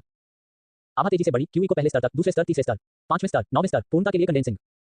यह अभी तक नहीं रुका है और आभा अभी भी बेतहाशा बढ़ रही है। एक कश के साथ सुई का शरीर कुछ झोंपड़ी के माध्यम से टूट गया है। उसकी आभा बढ़ती है और वह नींव निर्माण के चरण में प्रवेश करती है। बस एक पल में सुई एक नश्वर होने से एक नींव निर्माण की खेती के लिए कोई खेती के साथ चला गया। अमर ताओटी कुंफू, यह उस हथेली के आकार के पत्थर से आया था और इसे स्वर्ग विकृत कौशल कहा जा सकता है। ताओटी नामित यह अपने स्वयं के उपयोग के लिए दुनिया में किसी भी तरह की शक्ति को खा सकता है। जब तक इसका शरीर काफी मजबूत है तब तक ये भस्म हो जाएगा। बेशक इस विधि का उपयोग शरीर को मजबूत करने के लिए भी किया जा सकता है, जिससे ये ग्लूटोनस और मजबूत हो जाता है। अपने पिछले जीवन में सुई ने इस पद्धति को पूर्णता के लिए अभ्यास किया। यहाँ तक कि अगर वह फिर से रहता था तो इस पद्धति में उसकी प्राप्ति कम नहीं थी। वह पत्थर को फिर से खोलने का कारण अपने शरीर की नींव को मजबूत करने के लिए इसमें शक्ति का उपयोग करना था। इसकी तुलना पिछले जीवन के साथ नहीं की जा सकती। उसकी घनीभूत मुट्ठी को देखते हुए सुई के चेहरे ने अधिक संतुष्टि दिखाई। कचरा, हम यहाँ चाचा शाओ के आदेशों पर हैं कि आप खोजें और आपका जीवन ले लें। बस जब सुई गुफा से बाहर निकलने और अपनी वर्तमान ताकत का परीक्षण करने के लिए एक राक्षस को खोजने वाला था तो एक आवाज अचानक गुफा के बाहर से आई। फिर हिंगयान संप्रदाय के शिष्यों की ताओवादी वर्दी पहने हुए तीन आंकड़े गुफा के प्रवेश द्वार पर दिखाई दिए, जिसमें उनके चेहरे पर भावों को चिढ़ाया गया था। शिष्यों में से एक ने भी बिना किसी छुपाए सुई के प्रति अपने जानलेवा इरादे का खुलासा किया। इन तीन लोगों में सबसे कम एक नींव निर्माण के छठे स्तर तक पहुंच गया है और उच्चतम एक भी पूर्णता की स्थिति तक पहुंचने वाला है। सुई ने बस उसे शांति से देखा और खुद को बढ़ाया। अच्छा जूनियर भाई, ऐसा लगता है कि आपके पास कुछ दिमाग है। तीनों शिष्यों में मजबूत खेती के आधार थे, इसलिए वे स्वाभाविक रूप से इसे सुन सकते थे। बेशक सुई ने उन्हें इसे उद्देश्य पर भी सुनने दिया। आप कैसे हिम्मत करते हैं? आप बेवकूफ हैं। आप चाचा शाओ हिंग का अपमान करने की हिम्मत करते हैं तभी जब आप मरने वाले होते हैं। बस आपने जो कहा था उसके आधार पर मैं आपके पैरों को तोड़ने के लिए तैयार हूं। छठे स्तर के नींव निर्माण शिष्य ने सुई पर इशारा किया और शाप दिया। सुई ने धीरे धीरे शिष्य पर अपनी आंखें लक्षित की, जिनके पास सबसे कम खेती का स्तर था और सबसे जोर से था। रुको, चलो पहले उसके साथ सौदा करते हैं। जब सुई ने उसे इस तरह से देखा तब शिष्य तुरंत नाराज हो गया और उसने फिर से शाप दिया, तुम मुझे कैसे देखो तुम्हारे कोलाहल युक्त। जिस तरह छठे स्तर की नींव निर्माण शिष्य बाहर बुला रहा था, उसके बगल में नौवें स्तर की नींव निर्माण शिष्य ने अपनी आंखें संकुचित कर दी और शांति से कहा, इस आने वाले से बहुत ज्यादा बात मत करो। जल्दी करो और उन महत्वपूर्ण कार्यों को पूरा करो जो मास्टर अंकल शाओ हिंग ने आपको सौंपा है। मास्टर चाचा को उत्सुकता से इंतजार न करें। उद्धरण चिन्ह, हाँ हाँ बॉस। छठे स्तर की नींव निर्माण शिष्य ने पहले नौवें स्तर की नींव निर्माण शिष्य पर चापलूसी करते हुए मुस्कुराया, फिर उसके चेहरे पर जानलेवा इरादे के साथ सुई को देखने के लिए बदल गया। टूटी हुई तलवार पर हाथ और मैं केवल यह नौवें स्तर की नींव निर्माण शिष्य के विद्यार्थियों ने अचानक चिकोटी डाली और उन्होंने अविश्वास में सुई को देखा। उसके दिल में डर असीम रूप से बढ़ गया था ताकि उसका पूरा शरीर लगातार हिल रहा था। फाउंडेशन बिल्डिंग के छठे स्तर पर जो शिष्य था उसने अभी तक उसके शरीर से अलग होने पर बोलना समाप्त नहीं किया था। इसके अलावा उसका पूरा शरीर उस तात्कालिक में तेजी से सिकुड़ गया, एक मम्मी की तरह जो कई वर्षों से मर चुका था। वापस जाओ और शाओ हिंग को बताओ कि टूटी हुई तलवार मेरे हाथों में है, उसे खुद ले जाने दो। सुई कुछ समय में नौवें स्तर की नींव निर्माण शिष्य के बगल में दिखाई दिया और एक शांत आवाज में बात की, मैं इसे भूल जाओ, आपको अभी भी वापस जाने की जरूरत नहीं है। छी, नौवें स्तर की नींव निर्माण शिष्य का प्रमुख गिर गया और उसका पूरा शरीर एक मम्मी में बदल गया। नहीं मत मारो। तीसरे शिष्य ने अभी तक भागना शुरू नहीं किया था और उसका सिर और शरीर भी एक पल में अलग हो गया था। पिछले दो शवों की तरह वही मम्मी में बदल गया। जमीन पर तीन मम्मियों को देखते हुए सुई ने बिना किसी हिचकिचाहट के तीनों लोगों के भंडारण बैग निकाले। जैसे ही उसने अपना हाथ उठाया, एक गठन का गठन किया गया जिसमें तीन लाशों को कवर किया गया और फिर एक उग्र आग को जला दिया गया। बस एक पल में तीनों शवों को राख में जला दिया गया। सुई ने अपने हाथ में सील को चुटकी ली और राख पर दबाया। उसी समय उन्होंने राख को उड़ाने के लिए हवा के एक झोंके को बुलाने के लिए जादू को सक्रिय किया। वह शरीर को नष्ट करना चाहता था और सभी निशानों से छुटकारा पा लेना चाहता था, इसलिए नहीं कि वह शाओ हिंग से डरता था, बल्कि इसलिए कि वह डरता था कि ज़ूज़ुन कार्रवाई करेगा। शाओ हिंग पर ली जिंगक्सू के डॉटिंग के साथ अगर वह भी तारांकन दी शाओ हिंग ऑफ ली जिंगक्सू निश्चित रूप से कार्रवाई करेगा। हालांकि फिलहाल वह अभी तक सुप्रीम की ताकत का सामना नहीं कर पाए थे। अध्याय 5 वे बुरे लोग हैं। अपने पिछले जीवन के 10,000 वर्षों में सुई न केवल ताओवाद की खेती में एक विशेषज्ञ थे, बल्कि संरचनाओं की कला में भी। वह अपने हाथ की एक लहर के साथ एक विश्व विनाशकारी हत्या का गठन बना सकता था। यदि उनकी खेती का स्तर इस समय कम नहीं था तो यह इतना परेशान नहीं होगा। कुछ कम आत्मा पत्थर हैं, इसलिए आपके पास जो कुछ भी है उसके साथ बस करें। तीन हिंगयान संप्रदाय के शिष्यों के भंडारण बैग में 300 से अधिक आत्मा पत्थरों की गिनती करने के बाद उन्होंने गुफा से बाहर कदम रखा और लुक्सिया पर्वत में गहराई से भाग गए। पहाड़ों में गहराई से जाना किसी की खेती में सुधार करना है। तीनों शिष्यों की खेती बुरी नहीं है, लेकिन सुई ने उनके शरीर में ताकत और रक्त को खा लिया, यहाँ तक कि उनके विशाल डांटिन का 10वां हिस्सा भी नहीं भरा गया था। उसी समय यह एक अवसर के लिए भी था। पिछले जीवन की स्मृति में यह अवसर शाओ हिंग का था, लेकिन अब यह उसके लिए था। 3 दिन बाद लोक्सिया पर्वत में गहरी एक आकृति तेजी से पीछे की ओर उड़ गई और उसके बगल में एक विशाल चट्टान पर भारी पटक दिया, जिसमें उसके मुंह के कोने पर स्कारलेट का संकेत दिखाई दिया। ऐसा लगता है कि अकेले मांस की ताकत इस तरह की शक्ति के खिलाफ लड़ने के लिए पर्याप्त नहीं है। ये व्यक्ति सुई है। पिछले 3 दिनों के दौरान उन्होंने लोक्सिया पर्वत के माध्यम से यात्रा की और अनगिनत राक्षसों का शिकार किया। उनकी खेती का स्तर फाउंडेशन बिल्डिंग के पहले स्तर से भी बढ़ गया। जैसा कि वह खुद को गुनगुना रहा था, उसके सामने की जमीन अचानक हिल गई और एक विशाल लाल भालू एक पहाड़ के रूप में बड़ा और आग की लपटों में ढका सुई की ओर भाग गया। इसमें एक खूनी मुंह और एक मुंह से नुकीले थे जो लगभग 1 फुट लंबे थे, जो बेहद भयानक था। उग्रफायर माउंटेन भालू एक तीसरे स्तर के राक्षस जानवर है और सबसे मजबूत 7वें स्तर के राक्षस जानवर में बढ़ सकता है। उसके सामने की उग्रफायर माउंटेन भालू तीसरे स्तर के चरम तक बढ़ गया है और चौथे स्तर तक पहुंचने से केवल एक कदम दूर है, जो एक मानव कल्टीवेटर की ताकत के बराबर है, जो आध्यात्मिक क्षेत्र के चरम पर पहुंच गया है और वह प्रबुद्धता से आधा कदम दूर है। गर्जन, इस जानवर ने उच्च स्तर की बुद्धिमत्ता विकसित की थी और महसूस किया था कि सुई इसके लिए कोई मुकाबला नहीं था, इसलिए ये गर्जना कर गया और आग की लपटों ने इसके पंजे पर प्रज्वलित किया क्योंकि यह सुई की ओर भाग गया था। ये व्यक्ति प्रचुर मात्रा में ऊर्जा और रक्त के साथ एक कल्टीवेटर है। अगर मैं इसे खा जाता हूं तो मैं निश्चित रूप से चौथे स्तर तक टूट सकूंगा। उग्रफायर माउंटेन भालू को उसकी ओर चार्ज करते हुए देखते हुए सुई की आंखें शांत थीं। उसने अपने मुंह के कोने से खून को पोंछा, अपना बाएं हाथ खोला और उसे उग्र आग पर्वत भालू की ओर ले जाया। एक पल के लिए एक गठन पैटर्न वास्तव में उग्र आग पर्वत भालू के विशाल शरीर पर दिखाई दिया और पहाड़ की तरह शरीर वास्तव में जगह में कैद था। फिर सुई की बांह पर तलवार के आकार का टोटेम फिसल गया और उसके हाथ में एक टूटी हुई तलवार निकलने वाला खून दिखाई दिया। कौन? टकराना। जैसे ही हवा को तोड़ने की आवाज सुनी गई, उग्रफायर माउंटेन भालू का शव छिदवाया गया और इसके शरीर के सामने एक छेद दिखाई दिया। छेद के माध्यम से कोई वास्तव में इसके पीछे के दृश्य को देख सकता है। वो डर फायर माउंटेन भालू की आंखों में चमक गया। ये फुसफुसाया, मर गया और जमीन पर भारी पड़ गया। इसकी मृत्यु तक ये कभी नहीं पता चला कि इंसान क्यों, जो पहले इसके लिए कोई मुकाबला नहीं था, ने इसे तलवार से छेदा। सुई सीधे उग्रफायर माउंटेन भालू की लाश के पास गया और अपना दाहिना हाथ उसके सिर पर रखा। बस एक पल में पहाड़ की तरह का शरीर सिकुड़ गया और अंत में पाउडर में बदल गया और स्वर्ग और पृथ्वी से गायब हो गया। अवशोषित क्यूई और रक्त को शरीर में एकीकृत किया जाता है और सभी आध्यात्मिक शक्ति को डंजिन में इकट्ठा किया जाता है। यह उल्लेख करने के लिए नहीं कि आम लोग दूसरों की रक्त और आध्यात्मिक शक्ति को खा सकते हैं, भले ही वे कर सकते हैं, वे अनिवार्य रूप से उसमें बुरी आत्मा से प्रभावित होंगे। लेकिन सूर्य को इससे प्रभावित होने के बारे में चिंता करने की जरूरत नहीं है, क्योंकि अमर ताओटी कौशल स्वचालित रूप से बुरी आत्मा को खत्म कर देगा। सूर्य अपने डंजिन में अंदर की ओर देखा। हालांकि उग्रफायर माउंटेन भालू को खा जाने के बाद उनके दायरे में सुधार हुआ था, फिर भी उन्होंने संतोष में अपना सिर हिला दिया। दायरे का ये स्तर उस अवसर का सामना करने के लिए पर्याप्त नहीं है। यह उल्लेख नहीं करने के लिए कि खतरे को दूर करना असंभव है, यहाँ तक कि शाओ हिंग निश्चित रूप से उसे हराने में सक्षम नहीं होगा। घबराहट के इरादे से इसे दबाएं। शाओ हिंग एक मूर्ख नहीं है, इसके विपरीत वह बहुत स्मार्ट है। एक बार दबा दिया गया था, वह इसे दूसरी बार नहीं करेगा। बस जब सूर्य लोकसिया पर्वत में अपने अपर्याप्त दायरे को विलाप कर रहा था, हिंदुस्तान संप्रदाय में उस कुटीर के बगल में जहां सूर्य पहले रह चुके थे। जूनियर भाई, आज यह आपका निवास है। बेशक मैं आपकी वरिष्ठ बहन आपके साथ भी होगा। विन जिंगपिंग ने शाओ हिंग से उसके सामने एक डॉटिंग लोग के साथ बात की। बहन, आप ऐसा नहीं कर सकते। यदि आप मेरे साथ यहाँ रहते हैं तो विन जिंगपिंग की चीजें समय पर नहीं है। शाओ हिंग ने जल्दी से मना कर दिया, उसके चेहरे पर एक समझदार अभिव्यक्ति के साथ। विन जिंगपिंग ने यह सुना कि जब उसने ये सुना और शाओ हिंग के सिर को रगड़ दिया, यह उन बेवकूफों के लिए विन जिंगपिंग के मामलों को छोड़ने के लिए पर्याप्त है। मेरे लिए अभी सबसे महत्वपूर्ण बात यह है कि आप इसे संरचनाओं का ज्ञान सिखाएं। एक पल के लिए शाओ हिंग के चेहरे पर संतुष्टि का एक नजर दिखाई दी, लेकिन यह एक फ्लैश में गायब हो गया और विन जिंगपिंग ने इसे बिल्कुल भी नोटिस नहीं किया। ये जर्जथान हाउस वास्तव में एक नजर है, चलो इसे फाड़ दें। जब विन जिंगपिंग ने एक बार झोपड़ी को देखा जहां सूर्य एक बार रहती थी, तो उसकी आंखों में घृणा हुई और उसने उसे नष्ट करने के लिए अपनी जादू की शक्ति को जुटाया। ये देखकर शाओ हिंग थैच कॉटेज के सामने खड़े हो गए और एक टकटकी में कहा, सीनियर सिस्टर कृपया कुछ दया दिखाएं। वरिष्ठ भाई सू जल्द ही वापस आ जाएंगे। अगर उन्हें लगता है कि थैली कॉटेज चला गया है तो वह बहुत परेशान हो जाएगा। विन जिंगपिंग ने थैली की झोपड़ी को देखा और उसकी आंखों में घृणा कम होने के बजाय बढ़ गई। बहुत दुखी होने का हकदार है। जूनियर भाई, एक तरफ चलते हैं और मुझे इसे नष्ट करते हुए देखते हैं। ये कहते हुए कि वह फिर से कार्रवाई करने वाला था, शाओ हिंग ने भड़काया लेकिन फिर भी इनकार कर दिया। बहन, आप इस थैले हाउस को मेरे पास क्यों नहीं छोड़ते? मुझे ये शैली बहुत पसंद है। ये सुनकर विन जिंगपिंग ने अपना सिर हल्के से हिलाया और अपनी जादुई शक्तियों को वापस ले लिया। अपने जूनियर साथी अप्रेंटिस को उसारे हुए सूर्य के लिए दलील देते हुए देखकर झूठ बोलने की कीमत पर भी विन जिंगपिंग ने दिल टूट गया। ये सब भी तारांकन सीएच की गलती है। वह है जिसने जूनियर भाई को इस तरह से बनाया है। विन जिंगपिंग की आंखें जानलेवा इरादे से चमकती थी और उन्होंने खुद से कहा, आप भी तारांकन जब कभी वापस नहीं आते हैं, बस बाहर मरते हैं और इसे संप्रदाय में योगदान माना जाएगा। शाओ हिंग ने देखा कि अंधेरे में उसके चेहरे पर फिर से संतुष्टि का एक नजर दिखाई दी। ये वह प्रभाव है जो हम चाहते हैं। दिन क्षणभंगुर है और आकाश में अंधेरा चांद ऊंचा है। रात में जब विन जिंगपिंग ध्यान कर रहे थे, शाओ हिंग धीरे धीरे थैली झोपड़ी में चले गए और एक अजीब काले मंगा को बाहर निकाला। उंगलियां चली गईं और काले मोतियों को थोड़ा काम गया। जाना, कई उंगली के इशारों को मंगा में डाला गया था और एक हल्के चिल्लाने के साथ ठीक काली गैस का एक वार्पेट मन के से बाहर तैरता था और थैली झोपड़ी में गूंजता था जैसे कि वह कुछ ढूंढ रहा था। थोड़ी देर के बाद ब्लैक गैस मन के में लौट आई, जिससे एक बेहोश सांसें वापस आ गईं। शाओ हिंग ने काले मन के में सांस की सांसों को देखा जो एक बालों की तुलना में सैकड़ों गुना पतला था, डूब गया और एक शब्द कहे बिना कमरे से बाहर चला गया। उसी समय लुक्सिया पर्वत में गहरा सूर्य, जो शिकार की तलाश कर रहा था, अचानक अपनी आंखें केंद्रित कर दिया और एक दिशा में चला गया। उन्होंने आध्यात्मिक शक्ति के उतार चढ़ाव, मानव जाति की आध्यात्मिक शक्ति के उतार चढ़ाव को महसूस किया। सूर्य अविश्वसनीय रूप से तेज था और एक पल से भी कम समय में वह स्थान पर पहुंच गया था जहां आध्यात्मिक ऊर्जा में उतार चढ़ाव हो रहा था। मैंने जो देखा वह कई लोग एक समूह में लड़ रहे थे। सटीक होने के लिए ये कई नकाबपोश भिक्षु थे जो एक महिला पर एक भयंकर हमला कर रहे थे और हर कदम घातक था।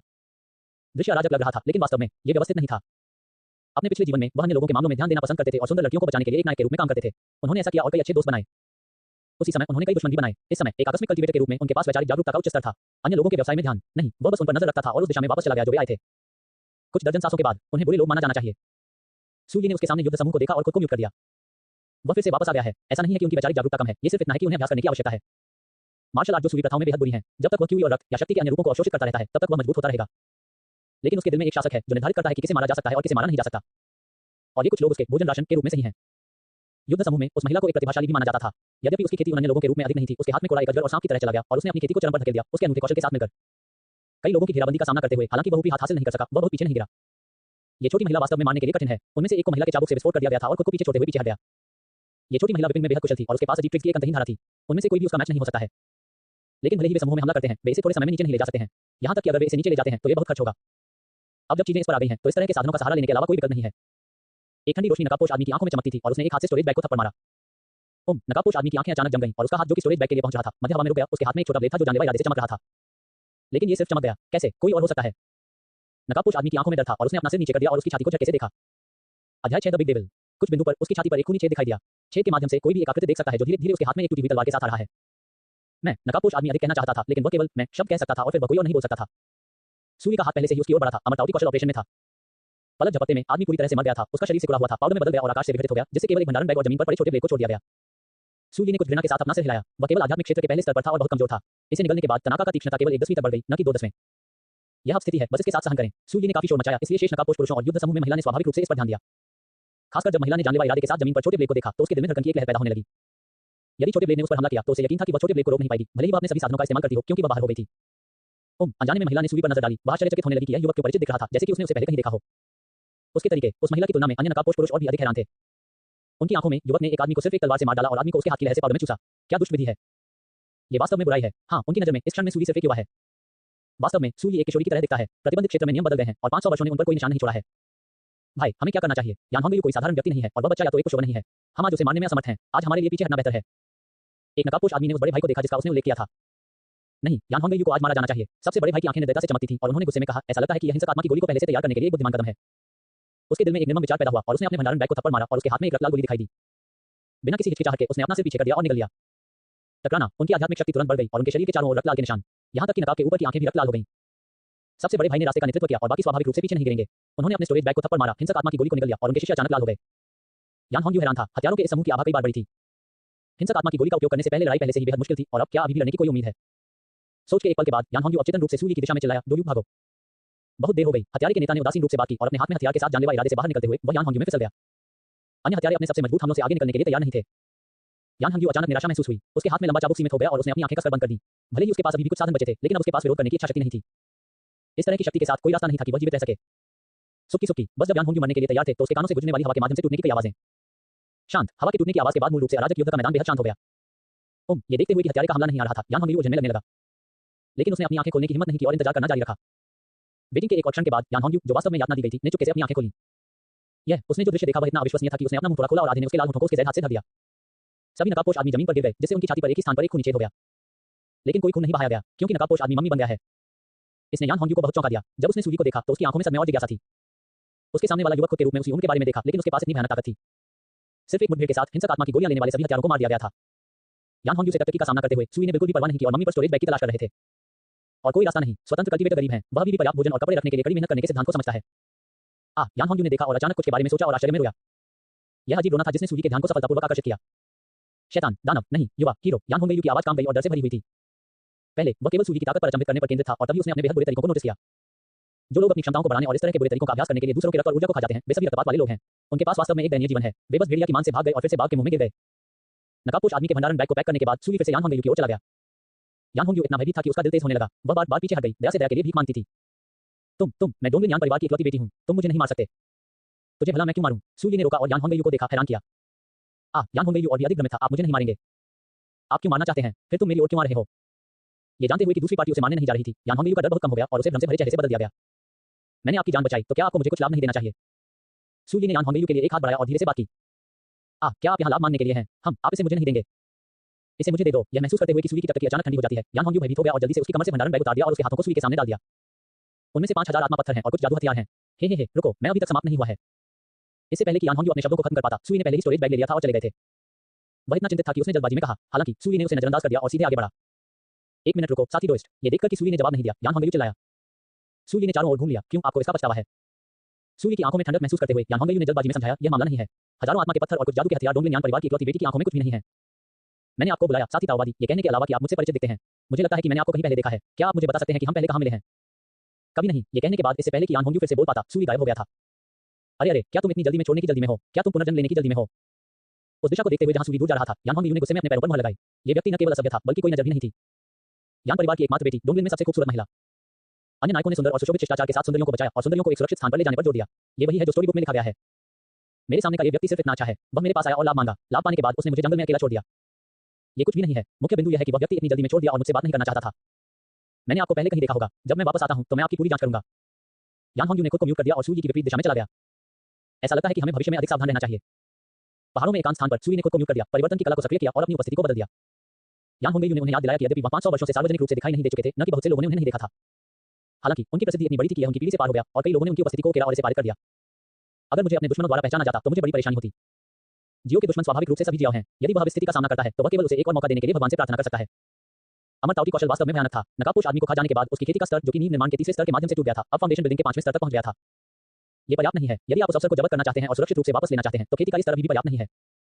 सूली ने एक छिपी हुई गुफा पाया, प्रवेश द्वार पर कई प्रतिबंध स्थापित किए, गुफा में कदम रखा और अभ्यास करना शुरू कर दिया। उनके भीतर आध्यात्मिक शक्ति को अवशोषित करने के लिए अपने सामने सभी आत्मा पत्थरों को रखें। स्पिरिट स्टोन्स काश्तकारों के लिए मुद्रा है और वे खेती के लिए संसाधन भी हैं। उनमें आध्यात्मिक शक्ति को अवशोषित करके आप अपनी खेती में खुद को मदद कर सकते हैं। अध्याय 7, दुश्मन दिखाई देता है, लड़कन अपनी शक्ति दिखाता है। ज्यादातर लोग जो खेती के लिए आत्मा पत्थरों का उपयोग करते हैं, वे अपने भीतर की सारी शक्ति को अपने भीतर नहीं लाते हैं और आध्यात्मिक शक्ति के 3 या 4 हिस्से को हमेशा विघटित किया जाएगा। हालांकि सूली ऐसा नहीं करेगा। अमर टोटी तकनीक सूली के उपयोग के लिए स्पिरिट स्टोन में सभी आध्यात्मिक शक्ति को खत्म कर सकती है। 30% या 40% बर्बाद करने का उल्लेख नहीं है। भले ही यह 100 में केवल 1% था, यह विघटित नहीं होगा। इस सिद्धांत का पालन करते हुए कि यदि आप आत्मा के पत्थरों को खो देते हैं तो आप उन्हें फिर से कमा सकते हैं और यदि आपकी खेती का स्तर सुधारता है तो यह आपका है। सूली ने अमर ताउटी कौशल को अपने चरम पर धकेल दिया। एक पल में आत्मा पत्थरों के टुकड़े पाउडर में बदल गए और जमीन पर बिखरे हुए और सूली की आभा धीरे धीरे बढ़ रही थी। दुर्भाग्य से हजारों आत्मा के पत्थरों में निहित आध्यात्मिक शक्ति सूली के डांटियन के लिए बाल्टी में सिर्फ एक बूंद है। एक छोटे से क्षण में हजारों आत्मा पत्थर पाउडर में बदल गए और सूली की खेती का स्तर केवल 5वें स्तर के फाउंडेशन बिल्डिंग के शुरुआती 5वें स्तर से 5वें स्तर तक सुधार हुआ। क्यों? सूली ने अपना सिर थोड़ा हिलाया, थोड़ा निराश महसूस किया। उन्होंने सोचा था कि उनकी खेती को उच्च स्तर तक बेहतर बनाया जा सकता है, लेकिन उन्हें इस परिणाम की उम्मीद नहीं थी। हजारों आत्मा के पत्थर साधारण काश्तकारियों के लिए काफी संख्या है। बस जब सूली गुफा छोड़ने और अवसर की ओर बढ़ने के बारे में था, एक भयानक दबाव ने तुरंत गुफा को ढक दिया और सूली पर उतर गया। सूली की अभिव्यक्ति थोड़ी बदल गई और दबाए जाने से पहले फिलहाल एक भयानक जानलेवा इरादा फट गया, तुरंत दबाव को पीछे धकेल दिया। कोई भी। सूली तुरंत सतर्क था, उसकी बांह काम गई, टूटी हुई तलवार खून निकल गई और दिखाई दी। उसकी आभा उसके चरम पर पहुंच गई और उसने गहराई में देखा। हा, एक शोकपूर्ण हंसी गूंज गई और एक आकृति गुफा की गहराई से बाहर चली गई। उसका शरीर खूनी कपड़े में लपेटा गया था और कपड़े के माध्यम से कोई भी ये देख सकता था कि उसकी त्वचा कुछ छेदों से घिरी हुई थी, जैसे कि एक होने के घोंसले।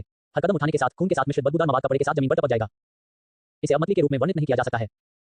सूली ने एक करीब से देखा और उसका दिल अचानक एक धड़कन को छोड़ दिया। वह इस व्यक्ति को जानता था और यह सिर्फ एक परिचित नहीं था। ये बहुत छोटा है। सूर्य ने खुद को सोचा, न जाने कि इस समय अपनी भावनाओं का वर्णन करने के लिए क्या शब्दों का उपयोग करना है। यह आदमी 500 साल पहले से उसका दुश्मन था। अधिक सटीक होने के लिए वह क्यूई रूहान का दुश्मन है। इस व्यक्ति को क्यूई रूहान के चाचा क्यूई माओशेन के रूप में माना जा सकता है, जो पुराने पितृसत्ता क्यूई के दत्तक पुत्र हैं। हालांकि इस व्यक्ति के बुरे इरादे थे। परिवार के सबसे कीमती अमृत सूत्र को प्राप्त करने के लिए उन्होंने क्यूई परिवार में सभी को क्रूरता से मार डाला। उस समय क्यूई रूहान पहले से ही हिंग्यांग का प्रशिक्षु बन गया था। ये जानने के बाद कि उसका परिवार नरसंहार किया गया था, वह दिल टूट गया था और उसने सूर्य को पाया, उसे बदला लेने के लिए उसके साथ वापस जाने के लिए कहा। सूर्य उस समय स्वाभाविक रूप से सहमत हो गया। इसलिए दोनों के संयुक्त प्रयासों के साथ क्यूई रूहान ने क्यूई माओशेन के शरीर में एक जहर की गोली इंजेक्ट की और सूर्य की तलवार से चट्टान को काट दिया गया। उस समय दोनों ने सोचा कि वह मर चुका है, लेकिन अप्रत्याशित रूप से क्यूई माओशेन अभी भी जीवित था और 500 वर्षों से लोकसिया पर्वत में छिपा हुआ था। हा हा हा, क्यूई माओशेन ने बुरी तरह से हंसते हुए खून के कपड़े में लिपटे उसका चेहरा लगातार कांप गया, खून उसके गालों से टपक गया और बेईमानी की गंध की लहरों को उत्सर्जित किया गया, जो बेहद घृणित था। सूर्य, आप सूर्य हैं। हालांकि आपकी उपस्थिति बदल गई है और आपकी खेती में गिरावट आई है, फिर भी मुझे 500 वर्षों के बाद भी आपकी घृणित आंखें स्पष्ट रूप से याद रहेगी। ये 500 साल हो गया है। क्या आप जानते हैं कि मैंने इन 500 साल कैसे जीते हैं? क्यूई माओशेन बोलते ही अधिक से अधिक उन्मत्त हो गया। उसका शरीर इतनी हिंसक रूप से हिल रहा था कि उसका मांस और खून फट गया था। मैं न तो मानव हूं और न ही भूत, पूरे दिन एक अंधेरे कोने में रहता हूं, उत्सव के घावों के दर्द के साथ हर दिन मेरे दिल में हजारों चींटियों की तरह। अगर यह आपके लिए नहीं था तो वह कैसे हो सकता है कि तारांकन सी क्यूई रूहान मुझे हराने में सक्षम हो जाए? अचानक क्यूई माओशेन ने बात करना बंद कर दिया। खून के कपड़े के नीचे उसकी आंखों में जानलेवा इरादे दिखाई दिए और आध्यात्मिक शक्ति भी उसके दो पंजे पर संघनित हुई। चूंकि भगवान ने आपको मेरे पास भेजा है, आप आज यहां मर जाएंगे। जैसे ही शब्द गिर गए, भयानक शक्ति बाहर निकली और दो रक्त गेंदों को क्यूई माओशेन के हाथों से संघनित किया गया, जो सूर्य की ओर बढ़ गया। सूर्य का दिल कड़ा हो गया और उसका विरोध करने का कोई इरादा नहीं था। उन्होंने अपनी गति को चरम पर धकेल दिया और ब्लड बॉल अटैक को दूर कर दिया। हालांकि पिछले 500 वर्षों में क्यूई माओशेन की खेती में सुधार नहीं हुआ था, लेकिन वास्तव में बहुत गिरावट आई थी। लेकिन दूसरे व्यक्ति की खेती अभी भी मानव रहस्यमय दायरे में है, जो कि कई स्थानों से अधिक है। इसे सिर पर लेना बुद्धिमान नहीं है। आप पहाड़ों के बारे में जितना कम सोचते हैं, उतना ही वे आते हैं। दो ब्लड बॉल्स की आंखें लग रही थी। कोई फर्क नहीं पड़ता कि सूर्य ने कैसे चकमा दिया। ब्लड बॉल्स ने अभी भी उसे बारीकी से पीछा किया और उसे पीछे से बेट किया। आज आप मर जाएंगे। क्यूई माओशेन ने गर्जना की और अपने हाथों को लहराया। ब्लड बॉल का हमला अधिक भयंकर हो गया और सूर्य पर चढ़ गया। अच्छा नहीं है। सूर्य अंदर से रोया कि कुछ गलत था। उसके पास इससे बचने का कोई तरीका नहीं था, इसलिए उसने अमर ताउती कौशल को सक्रिय किया और एक पल में गुफा में सभी आध्यात्मिक ऊर्जा को खा लिया। आध्यात्मिक शक्ति की एक बड़ी मात्रा रक्त वाले तलवार पर इकट्ठा हुई और वह जल्दी से दो तलवारों के साथ बाहर निकल गया। टकराना, गुफा ने हिंसक रूप से हिलाया। एक ब्लड बॉल में विस्फोट हो गया, लेकिन दूसरे ने सीधे सूर्य को मारा। बूम, सूर्य के शरीर ने एक टूटी हुई स्ट्रिंग के साथ पतंग की तरह पीछे की ओर उड़ान भरी और एक बड़ा छेद बनाकर पत्थर की दीवार में दुर्घटनाग्रस्त हो गया। एक पफ के साथ खून उसके मुंह से बाहर निकला और उसकी सांसें झटका के नीचे बहुत कमजोर हो गई। यदि यह उसके मजबूत शरीर और इस तथ्य के लिए नहीं था कि उसने खुद को मजबूत करने के लिए बहुत सारे रक्त और ऊर्जा को अवशोषित कर लिया था, तो वह इस झटका से मारा गया होगा। फिर भी ये 500 साल पहले मारने के लिए कठिन था। ये देखकर कि सूर्य अभी भी जीवित था, क्यूई माओशेन ने मजाक में कहा, मैं 500 साल पहले आपके हाथों में नहीं मरा था, लेकिन आप आज मेरे हाथों में मरने जा रहे हैं। ये वास्तव में हास्यास्पद है। बस तब तक प्रतीक्षा करें जब तक मैं आपको मारता हूं और आपकी त्वचा लेता हूं, तब मैं उस तारांकन चीरूहान को ढूंढता हूं। क्यूई माओशेन ने बकवास करना बंद कर दिया। एक भयंकर रूप उसकी आंखों में चमक गया और उसकी हथेली खून में लपेटी अचानक सूर्य के दिल तक पहुंच गई। क्या ये खत्म हो गया? सूर्य अपने दिल में अनिच्छुक था और बड़बड़ाया। वह वापस लड़ना चाहता था, लेकिन पिछले झटका ने उसे गंभीर रूप से घायल कर दिया था, जिससे उसके लिए एक उंगली भी करना मुश्किल हो गया, यहां तक कि अकेले विरोध करने दें। एक पल में हजारों विचार एक गर्जना में बदल गए। मैं हार नहीं मानूंगा। जिस तरह रक्त का पंजे गिरने वाला था, एक उज्ज्वल प्रकाश अचानक सूर्य की छाती पर चमक गया और एक बैंगनी प्रकाश ने तेजी से बाहर गोली मार दी। क्या? खतरा महसूस करते हुए क्यूई माओशेन हैरान था और जल्दी से किनारे पर चकमा दिया गया। लेकिन बैंगनी प्रकाश तेजी से था और इससे पहले कि क्यूई माओशेन अपनी ताकत को वापस ले पाता, इसने उसे भौं के बीच से ही मारा। टकराना, एक धमाके के साथ क्यूई माओशेन का सिर फट गया और सभी सूर्य पर खून बह गया। इससे पहले कि सूर्य आश्चर्य करे, उसकी छाती पर एक उभार दिखाई दिया। फिर एक लटकन ने उड़ान भरी, क्यूई माओफेन के शरीर के ऊपर से उतरा और पागलपन से आध्यात्मिक शक्ति को खा गया। सूर्य ने तेज आंखों से लटकन को देखा और एक पल के लिए दंग रह गया। उन्होंने इस पेंडेंट को प्रतिबंधित क्षेत्र से बाहर भी लाया। अधिक सटीक होने के लिए इसने प्रतिबंधित क्षेत्र से बाहर निकाला। 500 साल पहले जब वह प्रतिबंधित क्षेत्र को छोड़ने वाला था, तो लटकन अचानक दिखाई दिया और उसके हाथ में गिर गया। उसी समय एक मीठी महिला आवाज लगती थी, याद रखें कि हमेशा अपने शरीर पर इस चीज को पहनना, इसे एक पल के लिए मत छोड़ो और किसी को भी मत बताओ। यह आपको भविष्य में बहुत भाग्य लाएगा। उद्धरण चिन्ह। तब से सूर्य ने लटकन पहना और किसी को नहीं बताया। कई साल बाद महिला ने जिस महान अवसर का उल्लेख किया था, वह कभी नहीं आया था और सूर्य इसके बारे में भूल गए थे। कई साल बाद सूर्य और शाओ हेंग ने एक दूसरे का मुकाबला किया। वह पर्याप्त रूप से सावधान नहीं था और शाओ हेंग की घातक तलवार द्वारा छाती में फिसल गया था, जो पेंडेंट को मारने के लिए हुआ था और उसके द्वारा अवरुद्ध कर दिया गया था। उस समय सूर्य ने सोचा कि यह वह महान अवसर था जिसके बारे में महिला बात कर रही थी। अब ऐसा लगता है नहीं, पिछले जीवन में लटकन पर शाओ हेंग द्वारा छोड़े गए तलवार के निशान अभी भी देखे जा सकते हैं। लटकन ने इस जीवन में मेरा पीछा किया। हालांकि एक पागल विचार सूर्य के दिमाग में आया। इस लटकन के कारण वह अपना जीवन फिर से जी सकता है और यह वह महान अवसर है जिसका रहस्यमय महिला ने उल्लेख किया है। जबकि सूर्य अभी भी हैरान था, क्यूई माओशेन के शरीर ने आधे से अधिक सिकोड़ लिया था। सूर्य तुरंत चिंतित हो गया और खुद को रक्त निकलने वाली तलवार को बुलाने के लिए अपनी अंतिम ताकत का उपयोग करने के लिए खुद को मजबूर कर दिया और इसे क्यूई माओशेन के शरीर में डाला। रक्त निकलने के साथ ही शुद्ध ऊर्जा और रक्त की एक धारा शरीर में बह गई और उसके शरीर पर घाव धीरे-धीरे ठीक हो गए। यह महसूस करते हुए कि यह पर्याप्त नहीं था, सूर्य ने अमर ताउती कौशल को अपने चरम पर धकेल दिया। क्यूई माओशेन का शरीर एक पल में सिकुड़ गया और अगले क्षण पाउडर के ढेर में बदल गया। यहां तक कि अगर सूर्य ने दो भक्षण कौशल का उपयोग चरम पर किया, तब भी वह तलवार मार पेंडेंट के लिए कोई मुकाबला नहीं था। अधिकांश शक्ति लटकन में प्रवेश करती है और शक्ति का केवल एक छोटा सा हिस्सा सूर्य द्वारा प्राप्त किया गया था, जो केवल उसकी चोटों से उबरने के लिए पर्याप्त था। यदि आपका दायरा बहुत कम नहीं है, तो इतनी परेशानी से गुजरने की कोई आवश्यकता नहीं होगी। सूर्य खड़े होकर अपने मुंह के कोने से खून पोंछे और हवा में तैरते हुए तलवार के निशान लटकन को घूरते रहे। लटकन को कुछ समझ में लग रहा था और अपने दम पर सूर्य के हाथ में वापस तैर गया। आप पृथ्वी पर क्या हैं? उसके हाथ में लटकन को देखते हुए सूर्य बड़बड़ाया, जैसे कि वह लटकन से पूछ रहा हो या जैसे वह खुद से पूछ रहा हो। अध्याय 8 महान सरणी सड़क को अवरुद्ध करता है। वह इस बात के बारे में बहुत कम जानता था, चाहे वह अपने पिछले जीवन में हो या इस जीवन में। यह लगभग कहा जा सकता है कि वह इसका केवल आधा हिस्सा जानता था। पिछले जीवन के 10,000 वर्षों में लटकन एक साधारण वस्तु की तरह था। कोई फर्क नहीं पड़ता जब इसका कोई असामान्य रंग नहीं था। सूर्य ने इसे एक साधारण वस्तु के रूप में भी माना। केवल एक बार जब उन्होंने अपनी शक्ति को दिखाया, जब उन्होंने सूर्य के लिए एक घातक तलवार को अवरुद्ध करने के लिए अपनी विशेष सामग्री पर भरोसा किया। इस जीवन में उन्होंने वास्तव में सूर्य के जीवन और मृत्यु के महत्वपूर्ण क्षण में अपनी शक्ति दिखाने की पहल की। क्या ऐसा हो सकता है कि यह केवल एक बार मरने के बाद जागृत किया जा सकता है? सूर्य ने अनुमान लगाया। बस अचानक तलवार का निशान पेंडेंट काम गया और एक रहस्यमय शक्ति पड़ गई। एक गंभीर चक्कर आने के बाद सूर्य एक रहस्यमय स्थान पर आया। क्या ये लटकन में जगह है? सूर्य ने केवल ग्रे और व्हाइट से बना अंतहीन स्थान को देखा। उसकी आंखें बार-बार तय हुई। अचानक उन्होंने देखा कि दूरी में कुछ अजीब लग रहा था। सूर्य ने जांच के लिए 2 त्वरित कदम उठाए। ये है क्यूई माओशेन की शक्ति। लटकन द्वारा अवशोषित शक्ति सभी इस महान दुनिया में मौजूद होगी। सूर्य की हुई माओशेन की शक्ति की गेंद को छूने के लिए बाहर पहुंचा, उसे अपने शरीर में अवशोषित करना और अपनी खुद की खेती को मजबूत करना चाहता था। बस जैसे ही सूर्य के हाथ में सत्ता को छुआ, ग्रे दुनिया अचानक हिंसक रूप से काम गई। हम कंपन के साथ एक बड़ी मात्रा में जानकारी सूर्य की चेतना के समुद्र में डाली गई, जिससे उसे एक बंटवारे वाले से दर्द हो गए और वह मदद नहीं कर सका, लेकिन कराना जब उन्होंने गंभीर दर्द को समाप्त कर दिया और जानकारी का हिस्सा पढ़ना समाप्त कर दिया, तो वह इतना हैरान था कि वह मदद नहीं कर सकता था, लेकिन होता था और उसकी आंखें सदमे से भर गईं। ये पता चला है कि यह बात असली खजाना है। लक्कन आध्यात्मिक ऊर्जा को अवशोषित कर सकता है और इसे इस दुनिया में संग्रहित कर सकता है। जब आवश्यक हो तो इसे एक ही बार में जारी किया जा सकता है। सूर्य ने जो हैरान था वह यह था कि अगर उसके पास पर्याप्त आध्यात्मिक शक्ति होती तो उसके पास इस समय सुप्रीम को मारने की शक्ति होती, क्योंकि ये दुनिया असीम रूप से बड़ी है। इस तरह की अद्वितीय शक्ति पेंडेंट की पूरी ताकत नहीं है। अभी भी बड़ी मात्रा में जानकारी है जो सूर्य की खेती के निम्न स्तर के कारण नहीं पाया जा सकता है। पहले वह नाराज था कि पेंडेंट ने क्यूई माउशन की अधिकांश ताकत को निगल लिया था, जिससे उसके लिए केवल कुछ बचे हुए थे। लेकिन अब वह केवल उम्मीद करता है कि लक्कन आध्यात्मिक शक्ति को तेजी से अवशोषित कर सकता है। बस चक्कर के एक और मुकाबले के बाद सूर्य ने चेतना हासिल की। उसके हाथ में लक्कन को देखते हुए सूर्य अपनी उत्तेजना को छिपा नहीं सका। उसने इसे वापस अपनी छाती पर ध्यान से रखा, थोड़ी देर के लिए इसे देखा और उस जगह की ओर रुख किया जहां से अवसर आया था। सूर्य स्वाभाविक रूप से इस जादुई वस्तु को प्राप्त करने के लिए बेहद खुश था और यहां तक कि उसके कदम भी हल्के हो गए। रास्ते में सूर्य ने राक्षसों का शिकार किया। हालांकि राक्षस की अधिकांश शक्ति को पेंडेंट द्वारा निगल लिया गया था और बचे हुए लोग सूर्य थे, इसलिए सूर्य की वास्तविक वृद्धि सामान्य रूप से धीमी थी। एक माह बाद सूर्य लोकसिया पर्वत के केंद्र के निकटतम क्षेत्र में दिखाई दिया। आगे के पहाड़ों को देखते हुए सूर्य रुक गया और रुक गया। उन्होंने अपने सही नींव निर्माण कौशल को छिपाया और खुद को अंधेरे में छुपाया। ये स्थान बहुत करीब है जहां अवसर निहित है। इसका कारण यह था कि वह आगे बढ़ना बंद कर दिया, क्योंकि वह और शाओ हेंग केवल वही नहीं थे जो इस तरह के अवसर पर नजर आए हुए थे। अपने पिछले जीवन में यहां तक कि शाओ हेंग ने संप्रदाय में लौटने के अवसर को जब्त करने के लिए अपने रहस्यमय खजाने पर भरोसा किया, वह भी गंभीर रूप से घायल और मर गया था। इससे भी महत्वपूर्ण बात यह है कि अवसर आने से पहले एक प्राकृतिक गठन दिखाई दिया और इसे ढक दिया। यदि कोई भी तेजस्वी टूट गया तो सभी देवताओं और अमर को नष्ट कर दिया जाएगा। अपने पिछले जीवन में शाओ हेंग केवल अपने रहस्यमय खजाने की मदद से गठन को तोड़ने में सक्षम थे। हिंगयान संप्रदाय के पहाड़ के गेट के ऊपर अपनी पीठ पर तलवार के साथ एक युवक और अपने कुल्हों पर एक उड़ान क्रेन जल्दी से उड़ गया। शाओ हेंग, जिन्होंने गठन की कला में महारत हासिल की थी, ने सेट किया।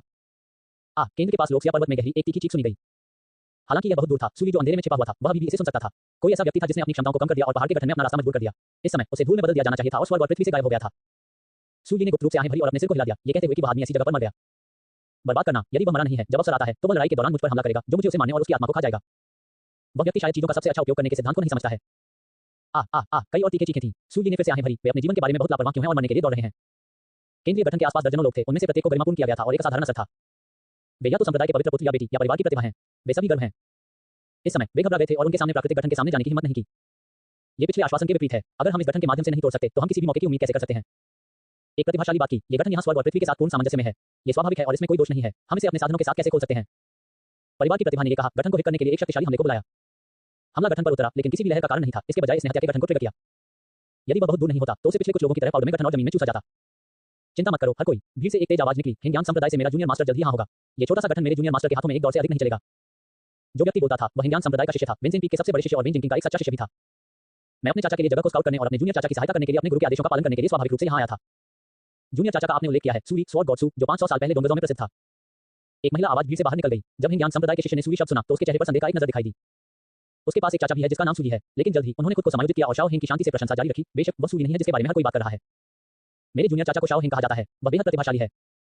वह संप्रदाय में प्रवेश करने के केवल 20 वर्षों के बाद डोंगरजुआन के दायरे में पहुंच गया है। उनकी वास्तविक लड़ाकू शक्ति और भी अधिक भयानक है, लगभग पुरानी पीढ़ी की तरह शक्तिशाली है। उद्धरण चिन्ह। कोई फर्क नहीं पड़ता कि कैसे हिंगयान संप्रदाय के शिष्य ने उसे चापलूसी की, अन्य प्रतिभाओं ने एक दूसरे को घबराहट में देखा। शाओ हेंग कौन है, वह कहां से है, क्या आप उसे जानते हो? मुझे नहीं पता। क्या वह प्रसिद्ध है? इसके बारे में कभी नहीं सुना, बिल्कुल नहीं। मनोवैज्ञानिक गतिविधियों की एक श्रृंखला के बाद किसी ने भी इन शब्दों को जोर से नहीं कहा। आखिरकार हिंगयान संप्रदाय एक सुपर बड़ा परिवार है, इसलिए हमें उन्हें कुछ चेहरा देना होगा। अजीब हंसी के फटने के बाद एक यांजियाओ ने कहा, फिर मुझे हिंगयान संप्रदाय से साथी ताओवादियों को परेशानी होगी।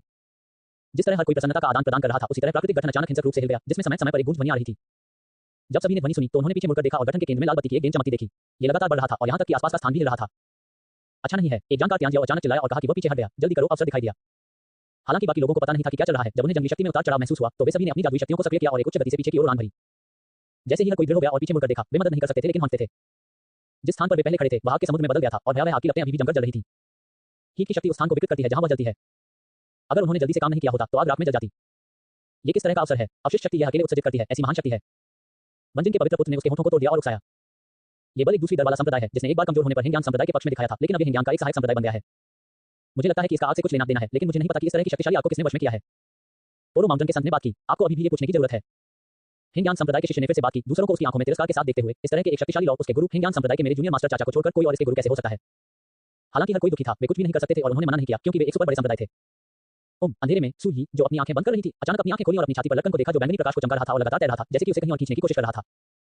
विचार के एक पल के बाद सूर्य ने लक्कन को उतार दिया और इसे मार्गदर्शन करने दिया। निश्चित रूप से हवा में तैरने वाला लक्कन कुछ समय के लिए बाएं और दाएं फड़फड़ाता है और फिर एक दिशा में बह गया। सूर्य खड़े होकर पीछा किया, केवल 2 कदमों के बाद वह रुक गया। यह इसलिए था क्योंकि उन्हें पता चला कि पेंडेंट जिस दिशा में उसे ले जा रहा था वह बिल्कुल वह जगह थी जहां अवसर था। अध्याय 9 भव्य गठन में प्रवेश। उन्होंने अभी भी ऊर्जा में उतार चढ़ाव को महसूस किया, ये होना चाहिए कि अवसर दिखाई दिया है। लेकिन प्राकृतिक गठन अभी भी संचालन में था और वह अंदर नहीं जा सका, इसलिए पेंडेंट को उसके साथ ले जाने की बात क्या थी? जब ये देखकर कि सूर्य अभी भी आगे नहीं बढ़े, लक्कन ने सूर्य के माथे को भी मारा। मनोवैज्ञानिक गतिविधियों की एक श्रृंखला के बाद सूली ने आखिरकार लटकन का पालन करने और एक नजर डालने का फैसला किया। यह आदमी बेहद रहस्यमय है और आप कभी नहीं जानते कि उसके पास कौन सी चालें हो सकती हैं। इसलिए सूली ने लटकन को पकड़ लिया और उस जगह की ओर बढ़ा जहां अफसर था। एक पल से भी कम समय में सूली गठन के बाहरी इलाके में पहुंचे। यहाँ किसी ने उसके आगमन पर ध्यान नहीं दिया। एक कारण यह है कि सभी का ध्यान गठन पर है और वे इस बारे में सोच रहे हैं कि गठन के सक्रिय होने के बाद सबसे अधिक लाभ कैसे कमाएं। दूसरा कारण यह था कि सूली की खेती निम्न स्तर पर थी और उन्होंने केवल नींव की इमारत को पूरा कर लिया था, जिससे मौजूद किसी के लिए कोई खतरा नहीं था। किसी ने ध्यान नहीं दिया, जिसने बहुत परेशानी से बचाया। सूली ने उसके हाथ में लटकन को देखा। मैंने पाया कि यह अभी भी काम रहा था, जैसे कि यह थोड़ा और आगे बढ़ना चाहता था। सूली ने ज्यादा नहीं सोचा और आगे बढ़े। गठन के बहुत करीब बंद करो। पेंडेंट को फिर से देखें। लटकन अभी भी हिल रहा था और अर्थ सरल और स्पष्ट था। आगे बढ़ते रहें। इस बार सूली हिचकिचाहट। यह गठन असाधारण था और जो कोई भी इसे छूता था वह मर जाएगा। यहाँ तक कि अगर वह अपने पिछले जीवन की शक्ति का एक 10वां हिस्सा था, तो वह आसानी से इस गठन को गठन में अपनी प्राप्ति के साथ तोड़ सकता था। बहुत हिचकिचाहट के बाद सूली ने आगे बढ़ने का फैसला किया। आखिरकार पेंडेंट का उसे नुकसान पहुंचाने का कोई इरादा नहीं था। इसके विपरीत इसने उसे कई बार बचाया था। सूली को गठन को छूने के बारे में देखकर एक दयालु प्रतिभा ने उसे याद दिलाया, दो योग गठन को छुओ मत। एक भयानक बल है जो चारों ओर सुस्त है, जो निश्चित रूप से आपको नष्ट कर देगा। सूली ने सिर्फ युवक की ओर देखा और आगे बढ़ना जारी रखा। काश अच्छे शब्द एक भूत को मना नहीं सकते जो मरना चाहता है। ये देखकर कि सूली ने अपने शब्दों को गंभीरता से नहीं लिया और गठन की ओर चलना जारी रखा, वह मदद नहीं कर सकता था। लेकिन भाई आप क्यों आंखें भर रहे हैं? आपने अपना सर्वश्रेष्ठ प्रदर्शन किया है। यदि वह व्यक्ति मरना चाहता है तो उसे मरने दें। उसके बगल में किसी ने बात की, लेकिन इससे पहले कि हर कोई मजा देखना शुरू कर सकता है, उनके चेहरे पर झटका दिखाई दिया। यहाँ इकट्ठा होने वाले प्रतिभाओं में विस्मय, भ्रम और यहाँ तक कि उनकी आंखों में अविश्वास भी दिखता था, क्योंकि उन्होंने अपनी आंखों से देखा था कि उस समय जब सूली गठन को छूने वाला था, गठन ने वास्तव में उसके लिए एक दरार खोली, जैसे कि युवक के आगमन का स्वागत करने के लिए। ये सब सूली के हाथ में आयोजित लटकन के लिए धन्यवाद है। दूसरों को नहीं पता हो सकता है, लेकिन सूली इसे स्पष्ट रूप से जानता है। एक बैंगनी प्रकाश ने लटकन से बाहर गोली मार दी। एक व्यक्ति के रूप में उच्च के रूप में गठन में एक दरार को फाड़ दिया। पहले से ही कुछ जीनियस थे जो कोशिश करने के लिए उत्सुक थे और वे एक कदम में भाग गए, उस दरार की ओर भागते हुए जो अभी गठन में खुला हुआ था। लेकिन किसी को भी उम्मीद नहीं थी कि सूली में प्रवेश करने के बाद एक पल में दरार गायब हो गई। जिन प्रतिभाओं से बाहर निकले वे चौंक गए और जल्दी से अपनी जादुई शक्तियों को सक्रिय करने के लिए अपनी जादुई शक्तियों को सक्रिय कर दिया। लेकिन अभी भी कुछ अशुभ थे जो गठन पर गिर गए और पाउडर में बदल गए, जो पूरे आकाश में उड़ गए। क्या चल रहा है? जीनियस का एक समूह फिर से गठन के सामने एकत्र हुआ और चर्चा का एक नया दौर शुरू किया। ये गठन पूरी तरह से स्वाभाविक है और दुनिया के साथ एकीकृत है। वह व्यक्ति जिसने फाउंडेशन बिल्डिंग को पूरा किया है, उसने कैसे प्रवेश किया है? यदि मेरा अनुमान सही है तो उसके पास अपने शरीर की रक्षा के लिए एक अद्वितीय जादू हथियार होना चाहिए, ताकि गठन द्वारा पाउडर में कुचल न जाए। अन्य प्रतिभाएं सिर्फ इस बात पर चर्चा कर रही थी कि सूली कैसे प्रवेश कर सकते हैं, लेकिन दूसरे हिंगयान संप्रदाय के शिष्य ने एक मजबूत हत्या का इरादा दिखाया। इस तरह की सुर्खियों में हिंगयान में अपने जूनियर मास्टर के चाचा से आ जाना चाहिए था, लेकिन इसे एक चीटी द्वारा छीन लिया गया था जिसने फाउंडेशन बिल्डिंग को पूरा किया था। फिर उन्होंने उस स्थान पर प्रवेश किया जहां अफसर था और अपने जूनियर मास्टर के अवसर पर हाथ पाने की कोशिश की। वह कैसे नाराज नहीं हो सकता है? मेरे साथी ताओवादी, वह चीटी एक दानव होना चाहिए। मैं आपको गठन में प्रवेश करने के बाद इसे मारने में मदद करने के लिए कहता हूं। हर कोई घूम गया और हिंगयान संप्रदाय से शिष्य को देखा। किसी ने कहा, हिंगयान के साथी दोस्त, आपने कैसे निर्धारित किया कि पिछले साथी दोस्त एक दानव थे? ये गठन पूरी तरह से प्राकृतिक और गहराई से इस दुनिया से जुड़ा हुआ है। यह एक परिगठन की तरह है। मेरे जूनियर चाचा को छोड़कर कोई भी इसे तोड़ सकता है। मुझे लगता है कि चीटी ने गठन को तोड़ने के लिए कुछ जादू के खजाने का उपयोग किया होगा। हिंगयान संप्रदाय के शिष्य ने रोका, चारों ओर देखा और जारी रखा, आप सभी एक प्रसिद्ध और ईमानदार संप्रदाय से हैं। यदि आप एक दानव का सामना करते हैं जो दुनिया में परेशानी का कारण बन रहा है, तो आपको उसे मारना चाहिए। मुझे उम्मीद है कि गठन में प्रवेश करने के बाद आप मुझे उसे नष्ट करने में मदद करेंगे। जैसा कि उन्होंने कहा, हिंगयान संप्रदाय के शिष्य की आंखों में निर्ममता का एक संकेत चमक गया। जूनियर मास्टर दयालु हैं और उन्होंने अपने अवसर का फायदा उठाया है। उसे बस अपने पाप का प्रायश्चित करने के लिए मरने की जरूरत है। अवसर आगे है। लुक्सिया पर्वत श्रृंखला के केंद्र के बाहर शाओ हिंग ने उसके सामने लाल बत्ती को देखा। ऐसा लगता है कि अवसर दिखाई दिया है। कोई जल्दी नहीं, मैं केवल एक ही हूं जो उस गठन को तोड़ सकता है। उन बेवकूफों को थोड़ी देर इंतजार करने दें। ये कहने के बाद शाओ हिंग ने कुशन को बाहर निकाला, वहां क्रॉस लेग किया और उसकी आंखों के साथ ध्यान किया। एक ही समय पर हिंगयान संप्रदाय में एक छिपी हुई गुफा में लड़की ने अचानक अपनी आंखें खोली। उसकी खूबसूरत आंखें घबराहट से भरी हुई थीं। वह गुनगुनाता रहा, ये चला गया है, भाग्य चला गया है। असंभव, मुझे विश्वास नहीं है। लड़की की आंखें संकुचित हो गईं और वह अपने हाथों में जादू का अभ्यास करने लगी। अचानक लड़की के शरीर से एक रहस्यमय शक्ति उभरी और पूरी गुफा भर गई। ये वास्तव में यान की कला थी। जियो फोंक्र हिंगयान संप्रदाय में सूली की सबसे कम उम्र की वरिष्ठ बहन, कला के एक मास्टर हैं। यहाँ तक कि उसके गुरु को कभी-कभी उसे सलाह के लिए पूछना पड़ता है। संप्रदाय की वृद्धि के 500 वर्षों के दौरान उन्होंने कई बार आपदा से बचने के लिए जियो फोंक्र की एंजिन तकनीक पर भरोसा किया था। कई वर्षों के एकांत के बाद उसने अपने यांत्रिक में और सुधार किया। लेकिन पहले क्षण वह जाग गई। उसे पता चला कि संप्रदाय बड़ी परेशानी में थी। भाग्य जिसने 500 वर्षों तक संप्रदाय को घेर लिया था, वास्तव में विघटित हो गया था। उसने जो सबसे अविश्वसनीय पाया वह यह था कि इतना बड़ा अवसर पूरी तरह से चला गया था। आमतौर पर भले ही हिंगयान संप्रदाय का महान भाग्य जल्दी से विघटित हो गया हो, ये दशकों में इतनी साफ सुथरी नहीं होगी। लेकिन तथ्य यह है कि 3 साल के एकांत के बाद संप्रदाय की किस्मत फैल गई है। स्वाभाविक रूप से उसे इस तरह की अनुचित चीज के बारे में ध्यान से सोचना पड़ा। पफ, जिस तरह वह यंटियन तकनीक को सक्रिय कर रही थी और सच्चाई के करीब आने वाली थी, यंटियन तकनीक द्वारा प्रस्तुत की गई तस्वीर अचानक गिर गई और एक भयानक बैकलैश बल मारा गया। इससे उसे काले खून का एक माउथफुल निकला। यह अभी खत्म नहीं हुआ था। भयावह बैकलैश बल लहरों की तरह था, एक दूसरे की तुलना में अधिक उसके शरीर के माध्यम से भाग रहा था। बस एक पल में जियो फोंक्र के सभी ऑर्फिस से खून निकलने लगा और यहाँ तक कि उसकी निष्पक्ष त्वचा को कई खूनी घावों से ढका गया था। सूली, जियो फोंक्र के सुंदर चेहरे पर अंतहीन डर की अभिव्यक्ति का पता चला था। जब वह कठिनाई के साथ 2 शब्दों को बोला तो वह पूरी तरह से बेहोश हो गई। लुक्सिया पर्वत, सूली, जो गठन में प्रवेश कर रहा था और धीरे-धीरे आगे बढ़ रहा था, अचानक उसके दिल में एक भावना थी। वह रुक गया और आकाश की ओर देखा। क्या यह एक भ्रम है? सूली ने खुद को म्यूट कर दिया। इससे पहले उन्होंने किसी को अपना नाम पुकारते हुए सुना। मुझे डर है कि मैं इन पिछले कुछ दिनों में बहुत थक गया हूं और मतिभ्रम है।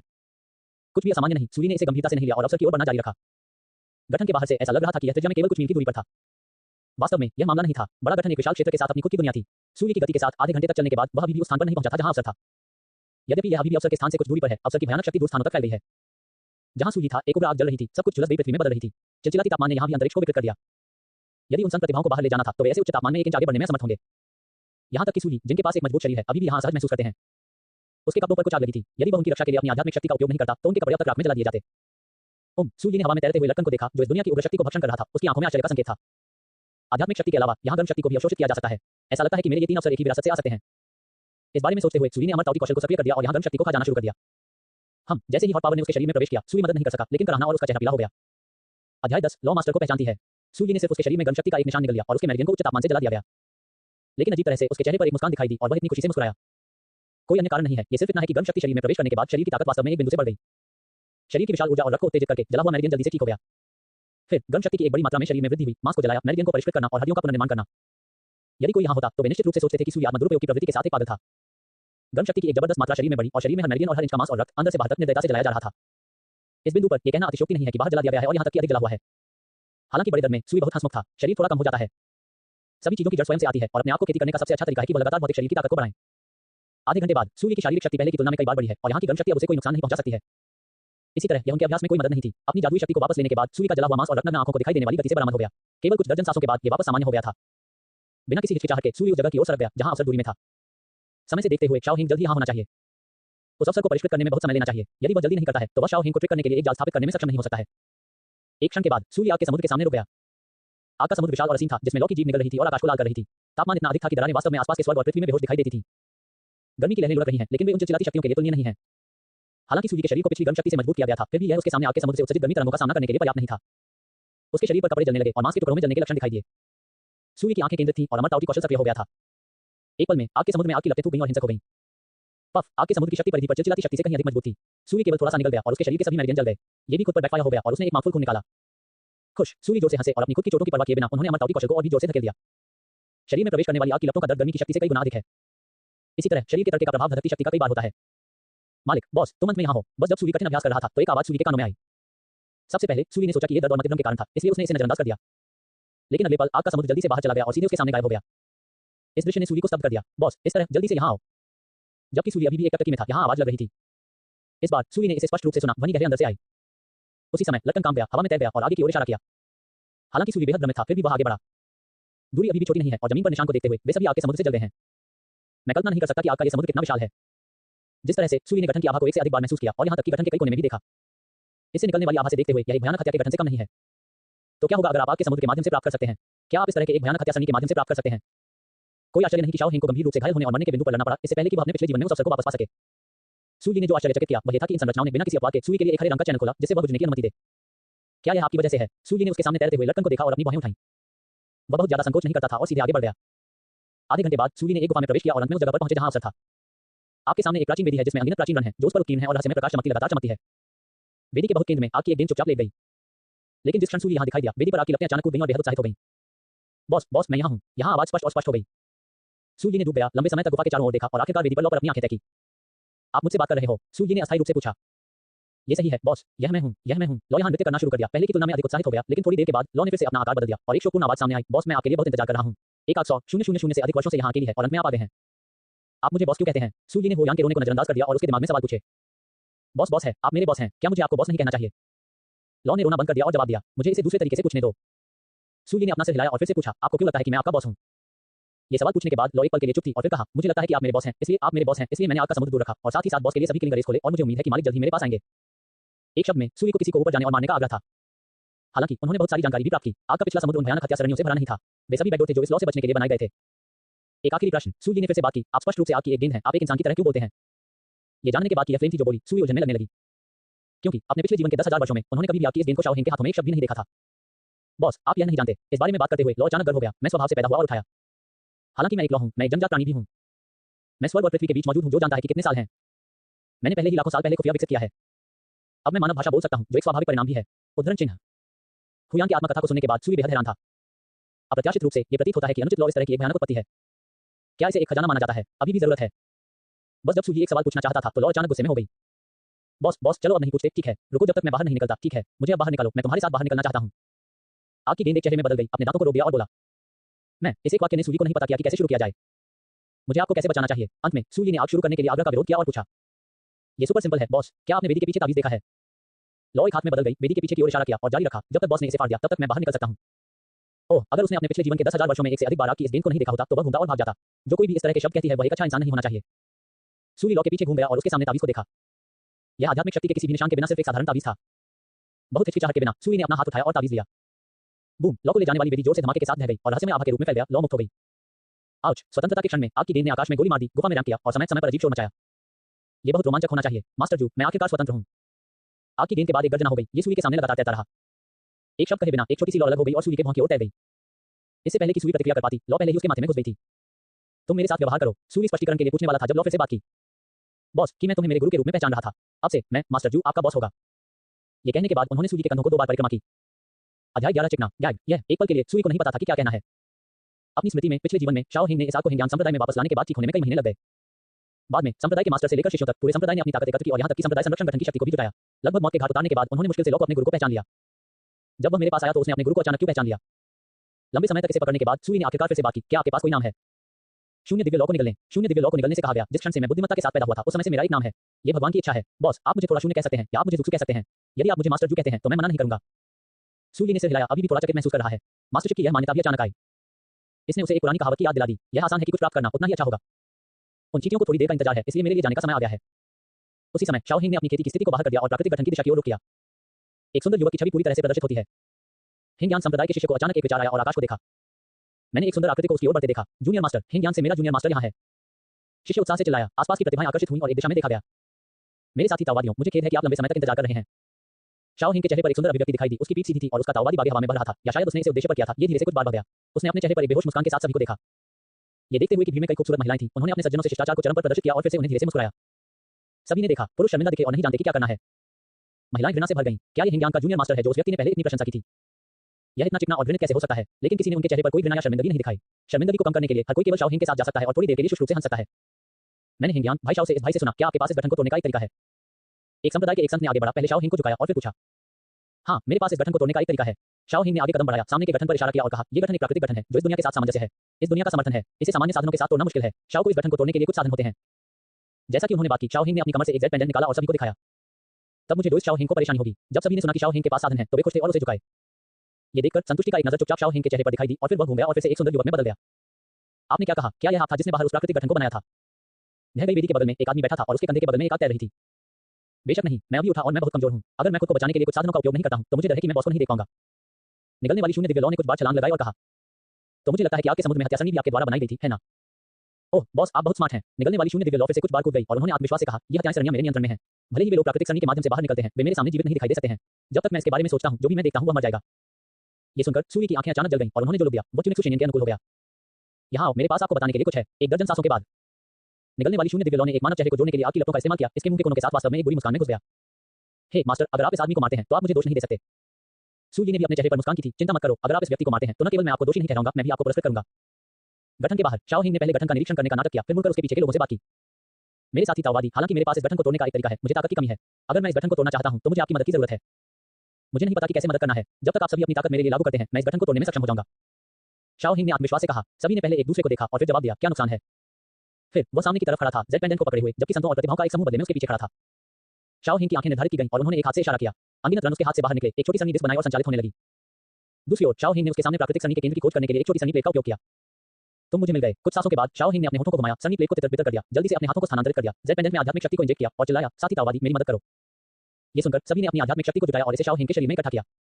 एक जोरदार धमाके के साथ एक भयानक बल शाओ हिंग के हाथ में जेड पेंडेंट से बाहर निकल गया और गठन के केंद्र को मारा। भयानक बल के तहत प्राकृतिक गठन हिंसक रूप से काम गया और तरंगों की परतें उस पर दिखाई दी। स्नैप, एक कुरकुरा ध्वनि थी और प्राकृतिक गठन पर एक दरार दिखाई दी। एक मौका है। जब जीनियस ने ये देखा तो वे सभी अपने चेहरे पर खुशी दिखाई। उन्होंने फिर से अपनी ताकत बढ़ाई और शाओ हिंग के शरीर में और भी अधिक शक्तिशाली शक्ति को इंजेक्ट किया। बॉस, आपको पहले एक दोष को प्रकट करना है। क्या एक बार में सिर्फ हमला करना बेहतर नहीं होगा और गठन को उसे जीवित कर देना चाहिए? यह गई वेदी के सामने टुनक सुशेनियन ने जमीन पर गठन के झंडे के साथ फिर किया और ड्रम में पूछा। सूजी ने उसके सामने निकलने वाले शून्य दिव्य लौ द्वारा बनाए गए आकाश के पर्दे को देखा और शांति से कहा, बेशक ये दुश्मन को गहराई से लुभाने के लिए है। 10,000 वर्षों के लिए शाओ हिंग के साथ लड़ने के बाद सूई को स्वाभाविक रूप से पता था कि शाओ हिंग से निपटना कितना मुश्किल था। उसे हराने के लिए केवल एक बड़ा गठन हुआ। लगभग असंभव नहीं है, लेकिन असंभव है। अपने पिछले जीवन में उन्होंने 10,000 वर्षों तक शाओ हिंग के साथ लड़ाई लड़ी। हालांकि वे हजारों सालों से लड़ रहे हैं, लेकिन सूई को कभी भी शाओ हिंग से हराया नहीं गया है, जबकि शाओ हिंग कभी भी उसे नहीं हार पाए। इसलिए इस जीवन में सूई शाओ हिंग का सामना करने पर बेहद सतर्क था और उसने लापरवाह होने की हिम्मत नहीं की। मेरे साथी ताओवादी, कृपया कठिन प्रयास करें, गठन किसी भी समय पकड़ नहीं पाएगा। शाओ हिंग ने फिर से बाहर बुलाया और एक ही समय में अपनी ताकत को थोड़ा और बढ़ा दिया और इसे जेड पेंडेंट में इंजेक्ट किया। शाओ हिंग के साथ रास्ते में अन्य स्वाभाविक रूप से आलसी नहीं होंगे। वे सभी अपने स्टोरेज बैग के लिए पहुंचे, एक रिकवरी गोली ली और अपनी ताकत बढ़ाने के लिए अपने कौशल का अभ्यास किया। निश्चित रूप से गठन से कई कुरकुरा आवाजें सुनी गईं और अधिक दरारें दिखाई दी, एक लय के साथ जो गठन की नींव को बेहोश कर सकती है। एक चालाक मुस्कान भी शाओ हिंग के चेहरे पर दिखाई दी, लेकिन पहले की तरह यही फ्लैश में गायब हो गया। जेड पेंडेंट के साथ भले ही एक शक्तिशाली व्यक्ति जो जुबान क्षेत्र में प्रवेश कर चुका हो यहाँ आता है, अवसर अभी भी मेरा होगा। बॉस, आप अपनी ताकत कब शुरू करेंगे? मैं किसी भी समय पकड़ नहीं सकता। ट्यूनिक सुशेनियन की चिंताजनक आवाज सुनी गई। अब सूई की आज्ञा पर ट्यूनिक सुशेनियन, जो मूल रूप से चिंतित थे, अचानक उत्तेजित हो गए। बस ये कहने के लिए बॉस का इंतजार कर रहा है। आग का एक चेहरा फिर से दिखाई दिया और आग की दो जीप जो बाहर फैल गई, जमीन पर गठन के झंडे लहराते हुए हथियारों में बदल गई। एक पल में हवा और बादलों ने हिलाया और गठन के भीतर भयानक शक्ति घूमने लगी। शाओ हिंग, जो गठन के बाहर था, ने इस बारे में कुछ भी नोटिस नहीं किया। वह लगातार अपने पीछे संतों और प्रतिभाओं को उनमें पर्याप्त ताकत को इंजेक्ट करने के लिए कह रहा था। जीनियस के समूह ने देखा कि गठन पर दरारें बहुत बढ़ गई थीं। ये देखते हुए कि गठन टूटने वाला था, वह अपनी ताकत वापस नहीं रखे और इसे फिर से खिलाने के लिए एक रिकवरी गोली ले ली और भी अधिक शक्तिशाली बल के साथ फट गया। स्नैप स्नैप स्नैप, कुरकुरा ध्वनियों की एक श्रृंखला सुनी गई और हर कोई मदद नहीं कर सकता था, लेकिन कुछ महसूस करता था जब उन्होंने देखा कि गठन गिरने वाला था। शाओ हिंग, कोई अपवाद नहीं है। इस समय कुछ अजीब हुआ। मूल रूप से अस्थिर गठन अचानक एक जबरदस्त बल के साथ फट गया और एक पल में बरामद हो गया। यह अभी तक खत्म नहीं हुआ है। एक भयानक सक्शन बल फट गया। शाओ हिंग के शरीर में आध्यात्मिक ऊर्जा को भक्षण किया। अध्याय 12, वो यहाँ नहीं रह सकता। शाओ हिंग हैरान था और मुक्त तोड़ने की कोशिश की। हाँ, कोई फर्क नहीं पड़ता कि कैसे शाओ हिंग ने जेड पेंडेंट को अपने हाथ में सक्रिय कर दिया। भयानक भक्षण बल ने अभी भी शाओ हिंग को कसकर बंद कर दिया और शाओ हिंग के शरीर में आध्यात्मिक शक्ति को पागल कर दिया। बस एक पल में शाओ हिंग के डेंटिन में अधिकांश आध्यात्मिक शक्ति अवशोषित हो गई और उसका चेहरा बेहद पीला हो गया। अन्य प्रतिभाओं के चेहरे काफी बदल गए जब उन्होंने उस गठन को देखा जो नष्ट होने वाला था अचानक सामान्य रूप से वापस आ गया। लेकिन इससे पहले कि वे शाओ हिंग से पूछने के लिए अपना मुंह खोल सकें, उन्होंने अचानक महसूस किया कि एक चूषण बल दिखाई देता है और अपने शरीर से आध्यात्मिक शक्ति को चूसना शुरू कर देता है और उनका इस पर कोई नियंत्रण नहीं था। यह शाओ हिंग था। ये देखते हुए कि उनके शरीर में आध्यात्मिक शक्ति गठन से भस्म होने वाली थी, शाओ हिंग के पास जेड पेंडेंट को सक्रिय करने के अलावा कोई विकल्प नहीं था और डेंटिन को भरने के लिए उसके पीछे के लोगों की आध्यात्मिक शक्ति को खा जाना शुरू कर दिया। साथ ही दोस्त शाओ हिंग, तुम्हारा क्या मतलब है? आपने पहले यह नहीं कहा था। एक प्रतिभा ने कुछ देखा और शियो हिंग को ठंडी आंखों से देखा। मेरे साथी ताओवादी, कृपया धैर्य रखें। मेरे साथी ताओवादी, आप नहीं जानते होंगे कि यह गठन इस दुनिया द्वारा समर्थित है। भले ही मेरे पास इसे तोड़ने का एक तरीका है, इसमें कुछ समय लगेगा। पिछली स्थिति गठन में बलों का अंतिम पलटवार था। मुझे उम्मीद है कि सभी ताओवादी इस गठन को तोड़ने के लिए एक साथ काम करेंगे। अब साथी ताओवादी, बस अपना दिमाग खोलें और इस सक्शन बल का विरोध न करें। एक पल में मैं इस गठन को तोड़ दूंगा। शाओ हिंग ने अपनी अभिव्यक्ति को नियंत्रित करने और अपने स्वर को शांत रखने की पूरी कोशिश की, इस डर से कि ये लोग अचानक अपनी ताकत वापस ले लेंगे। ये सुनने के बाद हर कोई दुखी था, लेकिन फिर भी जैसा कि उसे बताया गया था, कोई रास्ता नहीं है, क्योंकि वह केवल एक ही है जो गठन को तोड़ सकता है। बॉस, यह मृत आदमी लोगों को परेशान करने में वास्तव में अच्छा है। ढह गई वेदी के बगल में तुनक्सु शेनियन ने सूली को स्थिति की रिपोर्ट करते हुए अपने हाथ में गठन के झंडे के साथ फिट किया। जैसा कि उन्होंने बताया, वह हाथ जो निकलने वाले शून्य दिव्य लौ से बदल गया था, काम गया और यहां तक कि अधिक भयानक शक्ति गठन में प्रसारित हुई। वास्तव में स्थिति की रिपोर्ट करने के लिए इसकी कोई आवश्यकता नहीं है। सूर्य इसे स्पष्ट रूप से स्वयं देख सकते हैं। सूर्य की आंखें शांत थीं और उन्होंने अपना सिर शांति से हिलाया। किसने कहा कि यह नहीं था? अगर वह इतना भ्रामक नहीं होता तो वह 3 साल में इस तरह के दुखी जीवन को कैसे जी सकता था जब से लौटने के बाद से। बड़े गठन के बाहर शाओ हिंग जेड पेंडेंट में शक्ति को जुटा रहा था, जबरन भक्षण की शक्ति को काटने की कोशिश कर रहा था। लेकिन जब उन्होंने थोड़ी प्रगति की तो एक और भी शक्तिशाली बल गठन से उभरा और शाओ हिंग पर गिर गया। पफ, शाओ हिंग विरोध करने में असमर्थ थे और तुरंत एक मुंह से खून से बाहर निकल गए। कौन है भाई? शाओ हिंग उसके दिल में बढ़ गया। वह निश्चित था कि इसमें हेरफेर करने वाले गठन के पीछे कोई होना चाहिए। उसका जीवन चाहता था, लेकिन कौन वास्तव में मुझे मारना चाहता था? ये पहली बार था जब उन्होंने हिंग संप्रदाय को छोड़ दिया और कोई दुश्मन नहीं बनाया।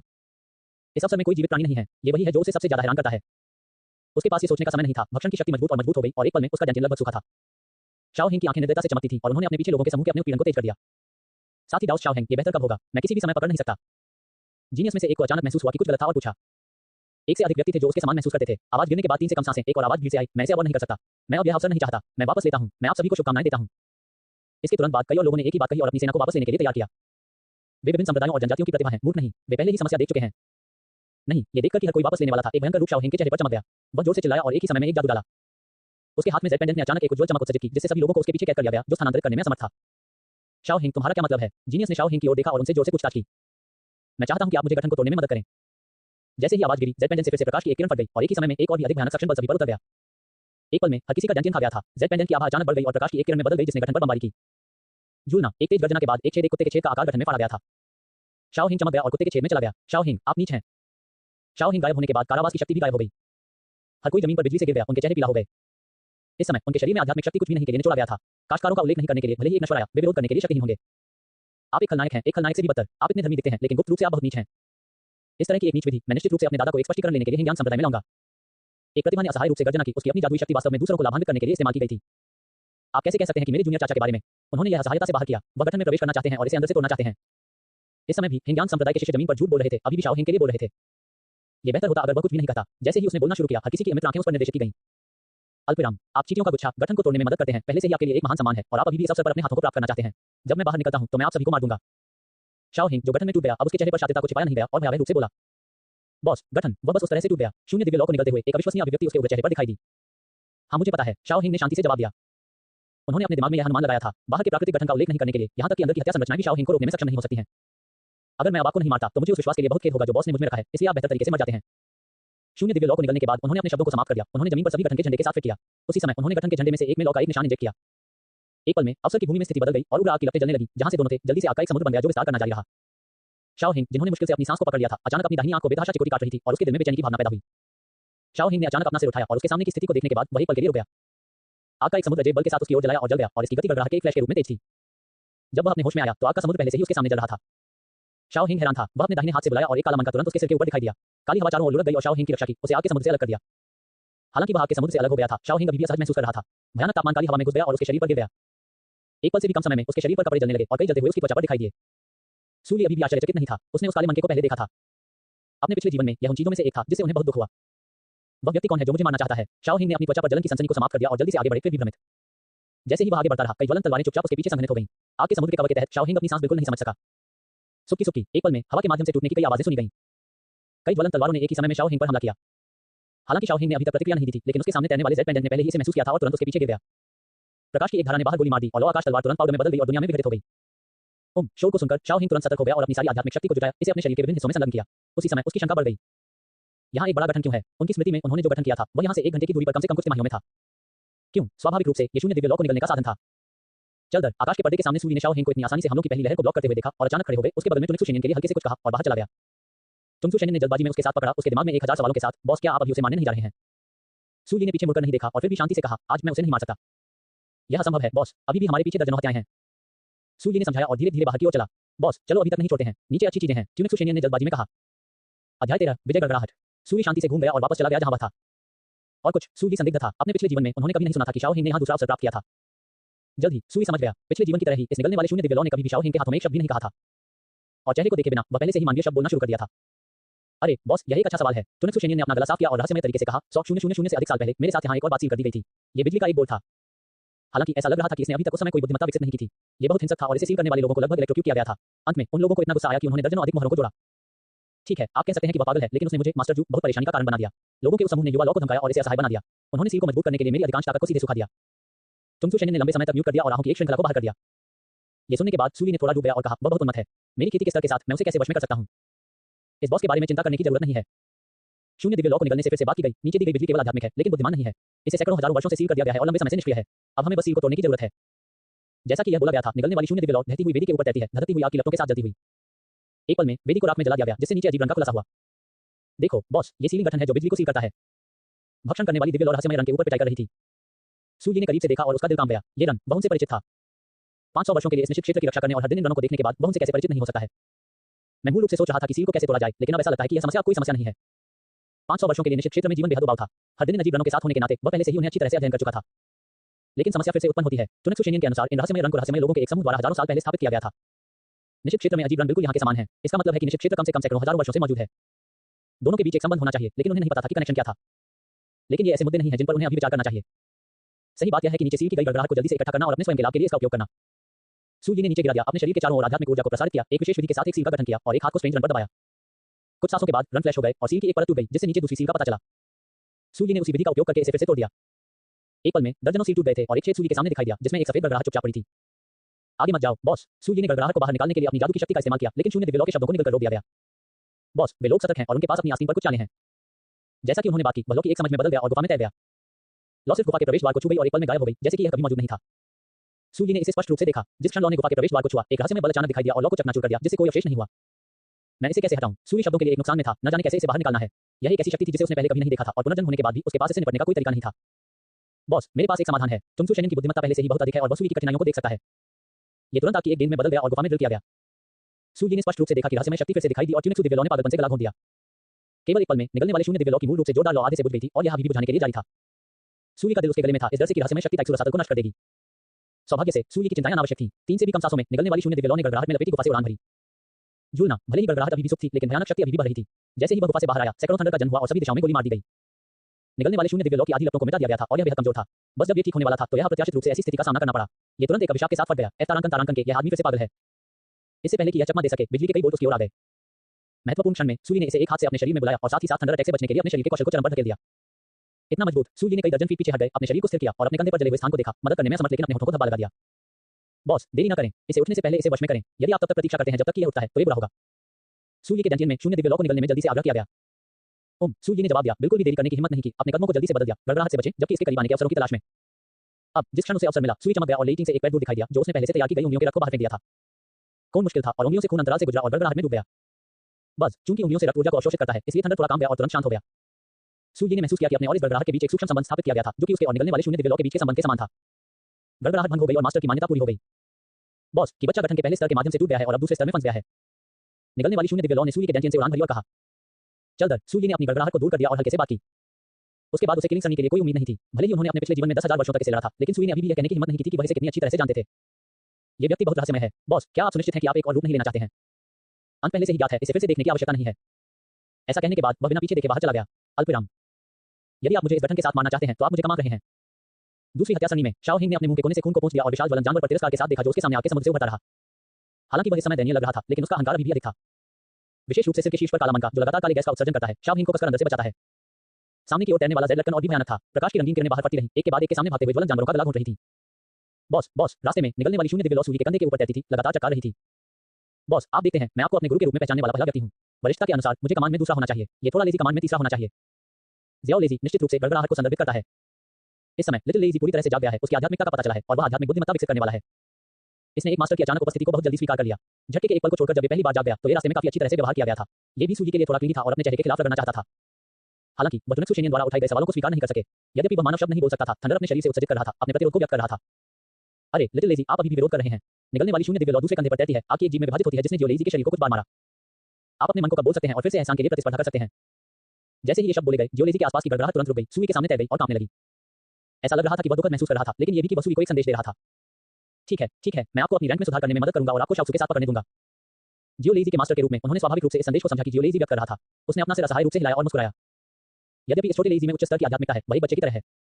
आधे घंटे बाद सूई प्राकृतिक गठन से बाहर चला गया, उसके सामने पेड़ों से बंधे हिंगयान संप्रदाय के शिष्यों को देखा और सुनसान जंगल और मदद नहीं कर सकता था, लेकिन उसके मुंह के कोनों को कर सकता था। बाहर आओ, वह कुछ समय के लिए बाहर नहीं आ पाएगा। कौन? जंगल में एक बेहोश ध्वनि थी और दर्जनों आंकड़े दिखाई दिए चारों ओर। मुझे लगा कि खलनायक शाओ हिंग पहले बाहर आएंगे, लेकिन मुझे यह उम्मीद नहीं थी कि यह आपके जैसा चीटी होगी। क्या निराशा है। अध्याय 14 शरीर गड़गड़ाहट क्लेश का विरोध करता है। मुझे उम्मीद नहीं थी कि आप एक चीटी पहले बाहर आ जाएगी। क्या निराशा है। लेकिन जब से आप इसे सुरक्षित रूप से बाहर जाने में सक्षम थे, आपको एक शानदार अवसर मिला होगा। आपकी लपटों को सौंपें और अपने कंधों पर तैरते हुए गड़गड़ाहट और मैं आपके जीवन को छोड़ दूंगा। एक संप्रदाय के एक संत ने अपने शब्दों में व्यंग्य के साथ बात की। उन्होंने शाओजी और शाओजी को अपनी आंखों में लालच के साथ सूर्य के कंधों पर देखा। उसी के रूप में एक ही नजर होने के बाद संप्रदायों के सभी संत और बेटियां और उन परिवारों की प्रतिभाएं थीं जिन्होंने सूर्य को घेर लिया था। आपको भी ऐसा लगता है। सूर्य ने चारों ओर देखा और हल्के से बात की। एक चिड़चिड़ा परिवार के कौतुक ने आग्रह किया, आप अभी भी समय क्यों बर्बाद कर रहे हैं। खजाने को सौंप दें और आत्महत्या कर लें। तो आप अपने दिल में जो सोचते हैं वह उसके समान है। सूर्य का मुंह थोड़ा ऊपर कर दिया। उस मामले में तो यह वास्तव में है। बहुत अच्छा। एक भयानक ठंड अचानक सूर्य की आंखों में बढ़ी, जिससे लोग घातक महसूस कर रहे थे। आप चीटी, आप अभी भी विरोध करने की हिम्मत करते हैं। दादाजी आज आपको कुचल देंगे। सूर्य की आंखों में ठंड महसूस करते हुए चिड़चिड़ा परिवार के विलक्षण ने गुस्से में शाप दिया और सूर्य की ओर बढ़ गया। क्या जब गर्म स्वभाव वाले परिवार को अपने आरोप के माध्यम से आधे रास्ते में था तो उन्होंने अचानक महसूस किया कि सूर्य अब नहीं था। जिस तरह वह ध्यान से देखने वाला था, उसे पता चला कि उसकी छाती किसी बिंदु पर टूटी हुई तलवार से छेद कर दी गई थी, लेकिन रक्त की एक बूंद नहीं थी। और सूर्य कुछ बिंदु पर उसके पीछे दिखाई दिया था। तुम कैसे। इससे पहले कि वह एक शब्द का उच्चारण कर सके, सूर्य ने पहले से ही 2 महान जादुई कौशल को सक्रिय कर दिया था। बस एक पल में इस प्रतिभा का रक्त और ताकत भस्म हो गई और वह धूल में बदल गया और दुनिया में विघटित हो गया। वह वास्तव में एक दानव कल्टीवेटर है। ऐसा लगता है कि मैंने गलत समझा है कि हिंगयान संप्रदाय से साथीतावादी। बाकी लोग सूर्य के तरीकों से थोड़ा भयभीत थे, लेकिन उनकी नजर में सूर्य अभी भी एक चीटी है जिसने फाउंडेशन बिल्डिंग पूरी कर ली है, लेकिन उसके पास कुछ विशेष तरीके हैं। एक प्रतिष्ठित और ईमानदार संप्रदाय के रूप में हमें इसे बुराई को खत्म करने और रास्ते की रक्षा करने के लिए अपने कर्तव्य के रूप में लेना चाहिए। साथीतावादियों, इस दानव को मारें और दुनिया में शांति लाएं। यदि कोई व्यक्ति जोर से चिल्लाता है तो अन्य लोग अनुसरण करेंगे। एक पल में सूर्य के आसपास के सभी लोगों ने उसकी ओर भागा और एक हमला शुरू किया। सूर्य का मुंह कर गया। यदि कोई व्यक्ति हमला करने की हिम्मत नहीं करता है तो वह सभी को हमला करने के लिए कहता है। यह बेहतर नहीं हो सकता है। इस तरह उसे कार्रवाई करने की हिम्मत नहीं करने के बारे में चिंता करने की जरूरत नहीं होगी। इससे पहले कि हर कोई आधा भाग पाता, सूर्य ने अपना हाथ लहराया। एक विशाल गठन एक पल में गिर गया, सभी को जगह में दबा दिया। क्या एक गठन बनाने के लिए हाथ लहराते हुए पवित्र संत और कौतुक जो मौके पर दबाए गए थे ने इस दृश्य को चकित आंखों से देखा जो उन्होंने देखा था, उस पर विश्वास करने में असमर्थ। आप कौन हैं? एक संप्रदाय के एक संत ने कांपते हुए पूछा। मुझे शैतान आपके बारे में बात कर रहे हैं। हालांकि सूर्य बेहोश मुस्कुराया, लेकिन उसकी मुस्कान सभी की आंखों में बेहद ठंडी लग रही थी। मुझे जाने दो। क्या आप जानते हैं कि मैं कौन हूं? मैं ब्लेड संप्रदाय का पवित्र पुत्र। मुझे जाने दो। मैं ये दिखावा करूंगा कि यह मामला कभी नहीं हुआ, अन्यथा मैं जो परिवार का युवा गुरु हूं, आप मुझे नहीं मार सकते। मुझे जल्दी से जाने दें और 3 बार को बटो। यह मामला खत्म हो जाएगा, अन्यथा मेरा जो परिवार आपको पृथ्वी के सिरों तक मार देगा। ये साथीतावादी भीड़ से शोर और दुरुपयोग का सामना करते हुए सूर्य ने कोई ध्यान नहीं दिया। उसने अपने दाहिने हाथ की तलवार की उंगलियों को चुटकी ली और गठन के केंद्र में गायब होने से पहले कुछ बार खून से तरकी तलवार काम गई। अमर ताउटी कौशल और रक्स वाले तलवार एक ही समय में अपनी शक्ति को बढ़ाती है। नहीं चाहते, तुम मुझे नहीं मार सकते। शैतान, तुम बड़े शैतान, मुझे जाने दो, अन्यथा मेरा जो परिवार तुम्हें बिना दया के मार डालेगा। अपने स्वयं के रक्त, ऊर्जा और ताकत को तेजी से दूर देख रहे हैं और उनका मांस और खून तेजी से सिकुड़ रहा है। वे तुरंत भ्रमित हो गए और गठन में गले लगाने और शाप देने के बिंदु पर भयभीत हो गए। यहाँ तक कि कुछ जिद्दी लोग भी थे जिन्होंने कारावास से मुक्त होने के प्रयास में अपनी आध्यात्मिक शक्ति को जबरन प्रसारित किया। नतीजा यह है कि आप सबसे पहले पाउडर में चूसा जाएगा और स्वर्ग और पृथ्वी से गायब हो जाएगा। भीड़ की गद्दियों को देखते हुए सूर्य के चेहरे पर एक ठंडी अभिव्यक्ति थी। उनकी राय में ये लोग सिर्फ उनके भोजन थे। चूंकि उसने मुझ पर हमला किया है, इसलिए आपको मेरे द्वारा मारे जाने के लिए तैयार रहना चाहिए। इससे पहले कि सूर्य यह सब निकल पाता, उसकी छाती पर लटकन भी एक टुकड़ा साझा करने के लिए निकला। भव्य शक्ति को काट दिया और इसकी गति सूर्य की तुलना में बहुत तेज थी। सूर्य चिंतित हो गया और फिर से 2 जादुई कलाओं की गति में वृद्धि हुई। थोड़ी देर में गठन में कोई जीवित लोग नहीं बचे थे और जो कुछ बचा था वह पाउडर और भंडारण बैग के मुट्ठी भर थे। टकराना, ऐसा लगता है कि किसी तरह की झोंपड़ी टूट गई है। सूर्य के शरीर के अंदर एक पॉपिंग ध्वनि थी। इतनी आध्यात्मिक शक्ति और रक्त को अवशोषित करने के बाद परफेक्ट फाउंडेशन बिल्डिंग के दायरे में रहते हुए आखिरकार उन्हें एक सफलता मिली और एक में आध्यात्मिक प्रविष्टि के दायरे में प्रवेश किया। लेकिन इस समय आकाश में काले बादल एकत्र हुए, गड़गड़ाहट भड़क गई और स्वर्ग की भयानक शक्ति को नीचे दबाया, सीधे सूर्य की ओर इशारा करते हुए। यह है एक स्वर्गीय आपदा। मेरा सूर्य की आंखें आकाश में गड़गड़ाहट पर टेकी गईं। उनके पास एक व्यापक दृष्टि थी, इसलिए वह स्वाभाविक रूप से पहचान सकते थे कि यह एक स्वर्गीय आपदा थी और यह उनकी अपनी स्वर्गीय आपदा थी। क्या स्वर्गीय क्लेश केवल तभी नहीं होता है जब कोई सर्वोच्च स्तर तक पहुंचता है? मैं आध्यात्मिक दायरे से गुजरने के बाद स्वर्ग से कैसे दंडित किया जा सकता है? सूर्य बेहद उलझन में था। अपने पिछले जीवन में वह सर्वोच्च स्तर पर पहुंच गया था और 10,000 वर्षों तक इस दुनिया में भटक गया, इसलिए उसके पास बहुत व्यापक दृष्टि थी। आज का दृश्य वास्तव में उनकी समझ से परे था। क्या ऐसा हो सकता है कि मैंने इस जीवन का पुनर्जन्म किया है और कुछ वचन का उल्लंघन किया है और स्वर्ग मुझे पहुंचना चाहता है? हालांकि यह उसके लिए भ्रमित होने का समय नहीं था। थंडर आकाश में लुढ़क रहा था, काले बादल हिल रहे थे और पहली गड़गड़ाहट गिरने वाली थी। सूर्य ने निगलने वाले शून्य दिव्य लौ को दूर कर दिया, जियोलेजी को अपनी तरफ से छोड़ दिया, हवा में एक कदम उठाया और गड़गड़ाहट से मिलने के लिए ऊपर चला गया। एक बार जब आप आत्मा में कदम रखते हैं तो आप अपने शरीर के चारों ओर आध्यात्मिक शक्ति को भौतिक बना सकते हैं और अपने आप को शून्य में यात्रा करने की अनुमति दे सकते हैं। बूम! अंधेरे बादलों में एक गड़गड़ाहट में विस्फोट हो गया और बिजली का एक अंगूठा मोटा बोल्ट गिर गया जो सीधे सूर्य वायु की ओर इशारा करता है। बिजली का यह पहला बोल्ट उनके जीवन के उद्देश्य से था। ऐसा लग रहा था कि स्वर्ग एक झटका के साथ सूर्य के शरीर को कुचलना चाहता था। दूसरी ओर सूर्य ने स्वर्ग की भारी ताकत का सामना किया, अपने सभी बचावों को हटा दिया और अमरतावती कौशल का अभ्यास किया। वह अपने शरीर को गुस्सा करने और अपने स्वयं के दायरे को मजबूत करने के लिए स्वर्ग की गड़गड़ाहट का उपयोग करना चाहता था। स्नैप! स्वर्ग से गड़गड़ाहट ने उसके शरीर में प्रवेश किया और स्वर्ग की भयानक शक्ति ने सीधे सूर्य के कपड़ों को तोड़ दिया। इसके अलावा बिखर गए थे उसके शरीर पर हड्डियां थीं, त्वचा और मांस को भी टुकड़ों में उड़ा दिया गया था, जिसमें रक्त के निशान और खून से बाहर निकल रहा था। पुकारना! तीव्र दर्द ने लगभग सांस लेने में असमर्थ सूर्य बना दिया। उन्होंने तावती कौशल को सक्रिय किया और दर्जनों मील की त्रिज्या के भीतर सभी आध्यात्मिक ऊर्जा उसकी ओर इकट्ठा हुई। आध्यात्मिक शक्ति की एक बड़ी मात्रा ने उनके शरीर में प्रवेश किया, तुरंत उनकी सारी चोटों को ठीक कर दिया। अमर तावती कौशल क्या अमरता है? कोई फर्क नहीं पड़ता कि उसके शरीर को कितना नुकसान होता है, जब तक कि अमर तावती कौशल अभी भी चल रहा है, वह पूरी तरह से मिटा नहीं सकता है और एक पल में अपने मूल राज्य में बहाल किया जाएगा। उसने अपना सिर नीचे कर दिया और अपनी घनीभूत मुट्ठी को देखा। भौतिक शरीर की ताकत को फिर से मजबूत किया जाता है। ये देखते हुए कि दूसरा थंडरबोल्ट गिरने वाला था, सूर्य ने अभी भी अपने शरीर पर कोई बचाव नहीं किया था और फिर भी इसे सिर पर लेने की योजना बनाई थी। उन्होंने कोई डर नहीं दिखाया, लेकिन उनके डैंजन में निकलने वाली शून्य दिव्य लौ बेहद चिंतित थी। बॉस, दूसरा थंडरबोल्ट पहले वाले की तुलना में कहीं अधिक शक्तिशाली है। मैंने अपने शरीर के साथ इसका विरोध नहीं किया है। चुंगसू शेनिन से अनुस्मारक के साथ सामना किया, सूर्य बेमिसाल रहा। ये कितना शक्तिशाली है वह नहीं जानता। बूम! एक मफत ध्वनि को फिर से शून्य में सुना गया था और गड़गड़ाहट का दूसरा बोल्ट गिर गया, एक कलाई के रूप में मोटा। जिस तरह वह सूर्य के शरीर में डूबने वाला था, कुछ अप्रत्याशित हुआ। छोटी गड़गड़ाहट जो मूल रूप से सूर्य के कंधे पर बिखरी हुई गड़गड़ाहट की शक्ति को अवशोषित कर रही थी, अचानक कूद गया, सूर्य के सिर पर पहुंच गया और गड़गड़ाहट को पीछे छोड़ दिया। एक पल में थंडर ने जियोलेजी के शरीर पर सभी फट गए और बिजली चमकती है, जिसमें स्वर्ग की गड़गड़ाहट के साथ प्रतिस्पर्धा करने की शक्ति थी। एक पल के बाद दूसरा स्वर्गीय गड़गड़ाहट जियोलेजी द्वारा पूरी तरह से अवशोषित हो गई थी। वह बिखरी हुई गड़गड़ाहट की शक्ति को अवशोषित करने के लिए सूर्य के कंधे पर नहीं रहता था, लेकिन इसके बजाय वह अपने डेंजन में खुद को डुबो देता था ताकि वह जिस बड़ी चीज को अवशोषित कर ले। यदि आप मजबूत बनना चाहते हैं तो आप इतने लापरवाह नहीं हो सकते। अगली बार ऐसा न करें। सूर्य ने जियोलेजी को अपने डेंजन में चुपचाप लेते हुए देखा और कहा। ये बहुत पहले नहीं जाग गया था और अभी भी एक बेहद नाजुक स्थिति में था। रोलिंग गड़गड़ाहट का सामना करते हुए इसे खतरनाक नहीं कहा जा सकता था। ये केवल कहा जा सकता है कि यह टुकड़ों में मारा जाने की बहुत संभावना थी। ठीक है, लिटिल लेजी। जैसे ही यह डेंजन में प्रवेश किया, निगलने वाली शून्य दिव्य लौ आ गई और एक ज्वलंत हाथ में बदल गई, जो जियोलेजी के शरीर को खरोंचने के लिए शुरू हुई। आप स्वर्गीय गड़गड़ाहट को अवशोषित करने की हिम्मत करते हैं, आपके पास हिम्मत है, आप मेरे बॉस के छोटे भाई होने के योग्य हैं। बूम! जब चुंगसू शेनिन जियोलेजी को खींच रहा था, तो थंडर आकाश में फिर से विस्फोट हो गया। तीसरा स्वर्गीय गड़गड़ाहट गिरने वाली है। यह एक पौधे के रूप में मोटा था और इसकी शक्ति दूसरे स्वर्गीय गड़गड़ाहट की तुलना में कई गुना अधिक मजबूत थी। इस बार सूर्य ने अभी भी अपने शरीर के साथ विरोध करना चुना। बॉस, इतना लापरवाह मत बनो। डेंजन में चुंगसू शेनिन ने सूर्य के कार्यों को देखा और रोने जैसा महसूस किया, लेकिन कोई आंसू नहीं था। कृपया किसी भी परेशानी में मत पड़ो, अन्यथा जियोलेजी और मुझे आपके साथ दफनाया जाएगा। अध्याय 15 हत्यारे शाओ हेंगी। बूम! आकाश से गड़गड़ाहट गिर गई और सीधे सूर्य बाहु में चली गई। भयानक दबाव तुरंत फैल गया और सूर्य का कोई प्रतिरोध नहीं था और तुरंत जमीन पर दस्तक दी गई। एक गहरे गड्ढे को जमीन में तोड़ दिया गया था और इसे धुआं और धूल से ढका गया था। थोड़ी देर के बाद धुआं और धूल फैल गई और सूर्य सीधे एक गहरे गड्ढे में गिर गया। शरीर पर त्वचा का एक भी अक्षुण्ण टुकड़ा नहीं था और रक्त को चरम मांस से बाहर निकलता था, जिससे यह बेहद भयानक लग रहा था। स्वर्गीय क्लेश की शक्ति इतनी भयानक है कि इसे विरोध करने के लिए असाधारण ताकत की आवश्यकता होती है। अगर सूर्य का शरीर काफी मजबूत नहीं था और उसे अपने पिछले जीवन में क्लेश पर काबू पाने का अनुभव था, इस बार मैं विरोध करने में सक्षम नहीं हो सकता। सौभाग्य से वह बिना किसी खतरे के आपदा से बचने में कामयाब रहा। बिजली के 3 बोल्ट मारे गए और विपत्ति बादल विघटित हो गए। समाशोधन आकाश को देखते हुए सूर्य ने कठिनाई से बाहर निकाला, मेरिडियन को जलाने के दर्द को सहन किया और अमर तावती कौशल को सक्रिय किया। एक पल में दुनिया की आध्यात्मिक शक्ति जल्दी से सूर्य की ओर इकट्ठा हो गई और उसके शरीर में डाल दी। जला हुआ मांस इंच से इंच के अलावा दरार करता है और नया मांस बाहर बढ़ता है। थोड़ी देर के बाद उसकी सारी चोटें ठीक हो गईं। हालांकि उसके शरीर में दर्द अभी तक नहीं हुआ था, लेकिन सूर्य ने उसके चेहरे पर एक ईमानदार मुस्कान थी। ये स्पष्ट है कि गड़गड़ाहट क्लेश से पहले भौतिक शरीर की ताकत बहुत अधिक मजबूत है। यद्यपि उसके शरीर पर चोटें ठीक हो गई थी, उसकी ऊर्जा और रक्त गड़गड़ाहट से लगभग पूरी तरह से वाष्पित हो गया था और सूर्य का चेहरा अभी भी पीला और रक्तहीन था। वह कठिनाई के साथ गहरे गड्ढे से बाहर निकल गया, हिंगयान संप्रदाय के शिष्य के किनारे आया और खून से तरबतर तलवार को सीधे उसकी छाती में छेद दिया। एक पल में हिंगयान संप्रदाय के शिष्य को पाउडर में बदल दिया गया और सूर्य के चेहरे ने कुछ रंग हासिल कर लिया। जाओ, इस जगह के सभी निशान मिटाओ। सूर्य ने यहाँ के निशान को साफ करने के लिए शाओजुजी को बुलाया। ठीक है, निगलने वाली शून्य दिव्य लौ एक पल में डेंजन से उभरी और इस दुनिया के ऊपर पहुंची। इससे निपटने का तरीका भी बेहद सरल और कच्चा था। इसने आग का एक समुद्र बनाया और राख के लिए जगह को जला दिया। किसी भी निशान को राख में बदल दिया गया था। बेशक उन दर्जनों भंडारण बैगों को छोड़कर। इसका कारण यह था कि वह इतना सतर्क था कि उसने जिन लोगों को मारा था वे सभी बीच थे जिनकी खेती विभिन्न संप्रदायों और परिवारों द्वारा की गई थी। हालांकि वे सभी छोटे कुलों और जनजातियों हैं, लेकिन एक आकस्मिक कल्टीवेटर के रूप में उनकी पेशेवर नैतिकता ने उन्हें बताया कि ये उन्हें भविष्य में परेशानी लाएंगे। जमीन पर उड़ान की राख को देखते हुए सूर्य ने संतुष्टि के साथ सिर हिलाया और निगलने वाले शून्य दिव्य लौ और दर्जनों भंडारण बैग के साथ छोड़ दिया। यदि कोई ध्यान से देखता है तो वे निश्चित रूप से एक प्राचीन पेड़ पर जोरदार शब्दों की एक पंक्ति पाएंगे। हत्यारा शाओ हिंग है। सूर्य स्वाभाविक रूप से जानता था कि इस अनाड़ी फ्रेम को शाओ हिंग पर पिन नहीं किया जा सकता है, लेकिन यह अभी भी उसे बहुत परेशानी ला सकता है। हालांकि वह उसे नहीं मार सकता था, लेकिन सूर्य उसे पीड़ित देखकर काफी खुश था। जांच, पूरी तरह से जांच करें। एक पारिवारिक आंगन में एक गुस्से में आवाज सुनी गई, साथ ही एक भयानक दबाव भी था। नीचे के लोग डर से कांप रहे थे और बोलने की हिम्मत नहीं की, सिर्फ इसलिए कि अभी किसी को पता चला कि उसके युवा गुरु की आत्मा स्मारक टूट गया था। आत्मा स्मारक टूट गया है और जीवित लोग मर जाते हैं। इस तरह की घटनाएं एक साथ दर्जनों स्थानों पर हुई। उच्च पदों पर वे गुस्से में थे, जबकि निचले पदों पर उन लोगों के पास व्यर्थ होने के अलावा कोई विकल्प नहीं था। हिंगयान कबीले, मास्टर, ये बुरा है, मास्टर। वेंजिन पीक के मुख्य हॉल के बाहर एक जल्दबाजी की आवाज सुनी गई और फिर एक घबराया हुआ आकृति मुख्य हॉल में चला गया। कोलाहलयुक्त वेन जिंकिंग, जो ऊंचे बैठे थे, ने धीरे से अपनी खूबसूरत आंखें खोली, नीचे के घबराए हुए शिष्यों को देखा और कहा, क्या आप सब कुछ भूल गए हैं जो मैंने आपको सिखाया था? ये सुनकर शिष्य का दिल पहले काम गया और फिर उसने खुद को शांत रखने की कोशिश की। यदि मन एक दर्पण के रूप में स्पष्ट है तो कुछ भी इस पर आक्रमण नहीं कर सकता है। यदि मन स्पष्ट है तो ब्रह्मांड शांतिपूर्ण होगा। ये शिष्य भूल नहीं रहा है। मुझे बताओ, वह क्या मामला है जो आपको इतना घबरा देता है? वेन जिंकिंग ने धीरे से अपनी आंखें खोली और नीचे के शिष्यों को नीचे देखा।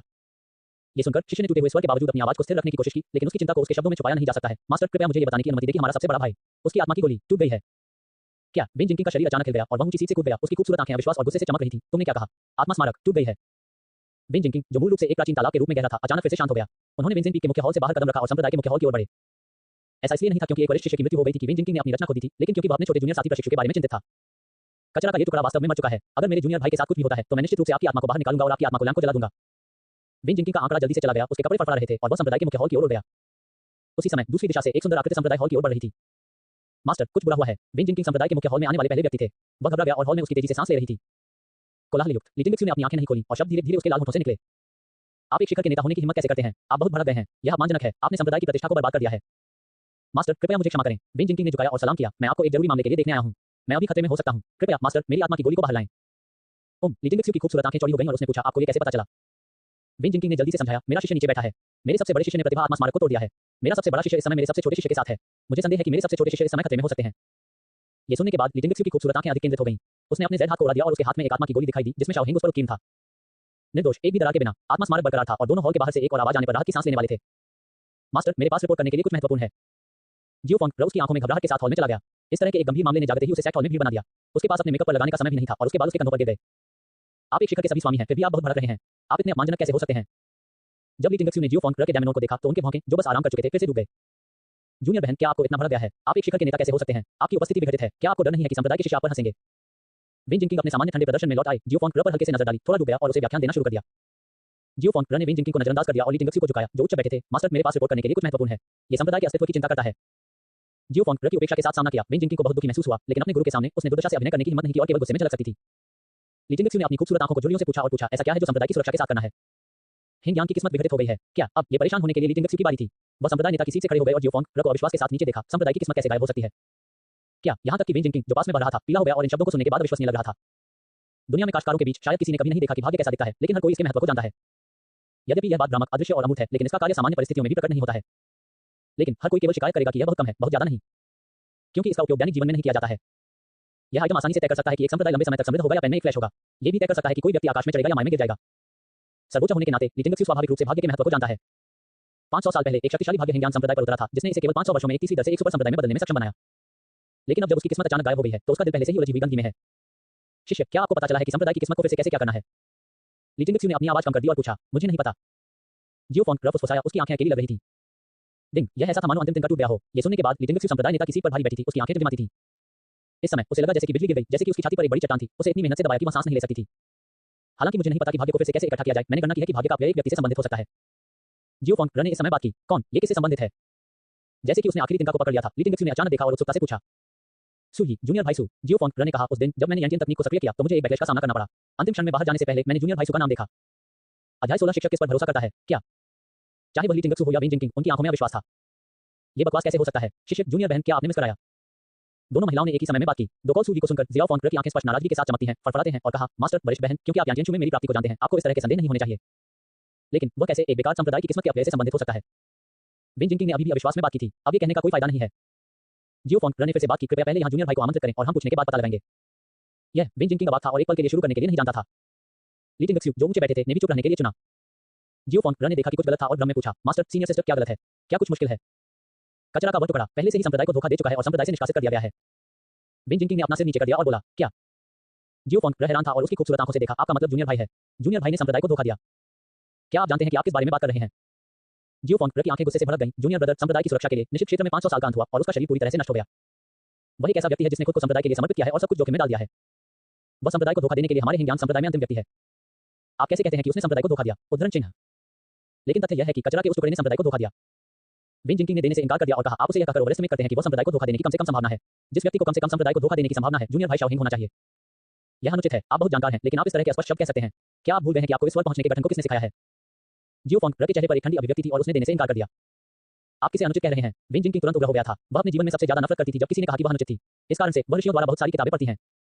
इस समय वास्तव में लोग कह रहे हैं कि वह अनुचित है। वह कैसे नाराज नहीं हो सकती है? बस काफी है। ऊंचे बैठकर ली टिंगक्सू ने ठंड से खर्राटे लेते हैं और वर्चस्व की आभा ने तुरंत उसे ढांक दिया। दोनों लड़कियों ने भी एक पल में शांत किया। सूजी ने वास्तव में संप्रदाय को धोखा दिया है। उस दिन यही मैंने व्यक्तिगत रूप से उसे संप्रदाय से निष्कासित कर दिया। ली टिंगक्सू ने एक शांत आवाज में कहा, जैसे कि सूजी उसकी आंखों में एक अप्रासंगिक व्यक्ति था। मास्टर, आप जियो फॉन्ग कल्पना नहीं कर सकता था कि उसके गुरु के साथ क्या हुआ था। क्या उसका पूर्व मास्टर नहीं था जो अपने छोटे जूनियर भाई से सबसे ज्यादा प्यार करता था? क्या ऐसा हो सकता है कि मैं उन्हें के वर्षों के दौरान कुछ हुआ जो मैं था? उसकी तलाश के अलावा क्या कोई और तरीका है? ली टिंगक्सू ने फिर से पूछा। इस समय उसे किसी की परवाह नहीं थी। केवल एक चीज जो उसने परवाह की थी, वह ये थी कि संप्रदाय के भाग्य को कैसे बहाल किया जाए। और कोई रास्ता नहीं। एक गहरी सांस लेते हुए जियो फॉन्ग ने 4 शब्दों का उच्चारण किया। मास्टर, मुझे बताओ, क्या ये हो सकता है कि सूजी की हारे हुए हमारे खिलाफ एक शिकायत रखते हैं और संप्रदाय की किस्मत को भंग करने के लिए कुछ विशेष साधनों का उपयोग किया है? अचानक विन जिंकिंग ने कुछ ऐसा कहा जो हॉल में माहौल को तोड़ता है। हम किसी को उसे मारने के लिए क्यों नहीं भेजते? विन जिंकिंग, जियोफोन गुस्से में था, उसकी खूबसूरत आंखें गुस्से से जल रही थी। क्या आप जानते हैं कि आप क्या कह रहे हैं? यह आपका जूनियर भाई है, आप ऐसे शातिर शब्द कैसे कह सकते हैं? क्या आपका जूनियर भाई आपका सबसे अच्छा दोस्त नहीं था? मैं युवा और अज्ञानी था और उसके द्वारा अंधा हो गया था। मुझे एक जूनियर भाई मिलने के बाद मुझे एहसास हुआ कि वह क्या मैला था। वह हमारे जूनियर भाई होने के योग्य नहीं है। उन नल को मारने में क्या नुकसान है? आप बस काफी है। जियोफोन कुछ कहने वाला था, लेकिन ली टिंगक्सी द्वारा रोका गया था। हर कोई उतरो, मैं थक गया हूं। हाँ, दोनों लड़कियों ने ली टिंगक्सी को झुकाया, एक दूसरे को देखा और हौल छोड़ दिया। जैसे ही उन्होंने हौल छोड़ा, दोनों ने अलग अलग दिशाओं में उड़ान भरी। उनमें से प्रत्येक का अपना उद्देश्य है, हालांकि उद्देश्य का स्रोत सभी एक व्यक्ति को इंगित करता है। सूली, जूनियर भाई संप्रदाय को कभी धोखा नहीं देगा। उसे एक महान अन्याय का सामना करना पड़ा होगा। मैं निश्चित रूप से उसे ढूंढूंगा और सच्चाई के लिए पूछूंगा। खुद से बात करते हुए वह जल्दी से एक हवा की दिशा की ओर उड़ गया। दूसरा पहलू, आप बेकार भी तारांकन तारांकन तारांकन तारांकन तारांकन दी। जब आप चले गए तो आप भी आराम से महसूस नहीं करते थे और आप संप्रदाय की किस्मत को भंग कर रहे हैं। मैं निश्चित रूप से आपको मार दूंगा।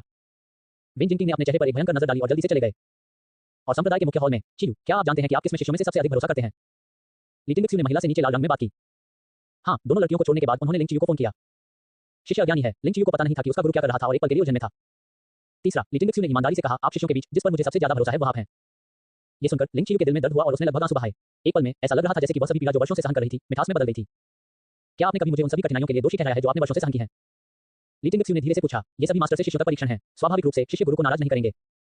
लिंग चियू ने भावना के साथ कहा, नहीं, यह अच्छा है, नहीं, यह अच्छा है। एक पल की चुप्पी के बाद ली टिंगक्सी इस बिंदु पर पहुंच गए, मास्टर के पास आपके लिए एक महत्वपूर्ण मामला है। इससे पहले कि ली टिंगक्सी अपने शब्दों को खत्म कर पाता, लिंग चियू ने नेतृत्व किया और कहा, मास्टर, बाकी आश्वासन दिया, मैं आपको अपने निर्देशों पर निराश नहीं करूंगा। ली टिंगक्सी ने जवाब दिया और कहा, जाओ और उस आने वाले सूली को पकड़ो। यदि आप उसे पकड़ नहीं सकते तो उसे मार डालो। याद रखें, आपको उसके साथ साफ सफाई से निपटना चाहिए। शिष्य समझता है और मास्टर को नीचे नहीं जाने देगा। हालांकि लिंग चियू को पता नहीं था कि ली टिंगक्सी का क्या मतलब है, क्योंकि 10 लॉर्ड्स ने आदेश दिया था, वह स्वाभाविक रूप से ऐसा करेगी। आदेश प्राप्त करने के बाद वह हॉल से बाहर चला गया और एक दिशा में चला गया। मुझे उम्मीद है कि कचरा का ये टुकड़ा मुझे निराश नहीं करेगा। लिंग चियू के प्रस्थान को देखते हुए ली टिंगक्सी ने आंखें भरी। लुक्सिया पर्वत की गहराई में दूर मेरे खिलाफ कौन साजिश रच रहा है? शाओ हिंग, जो गठन में फंस गया था, बेहद दयनीय लग रहा था।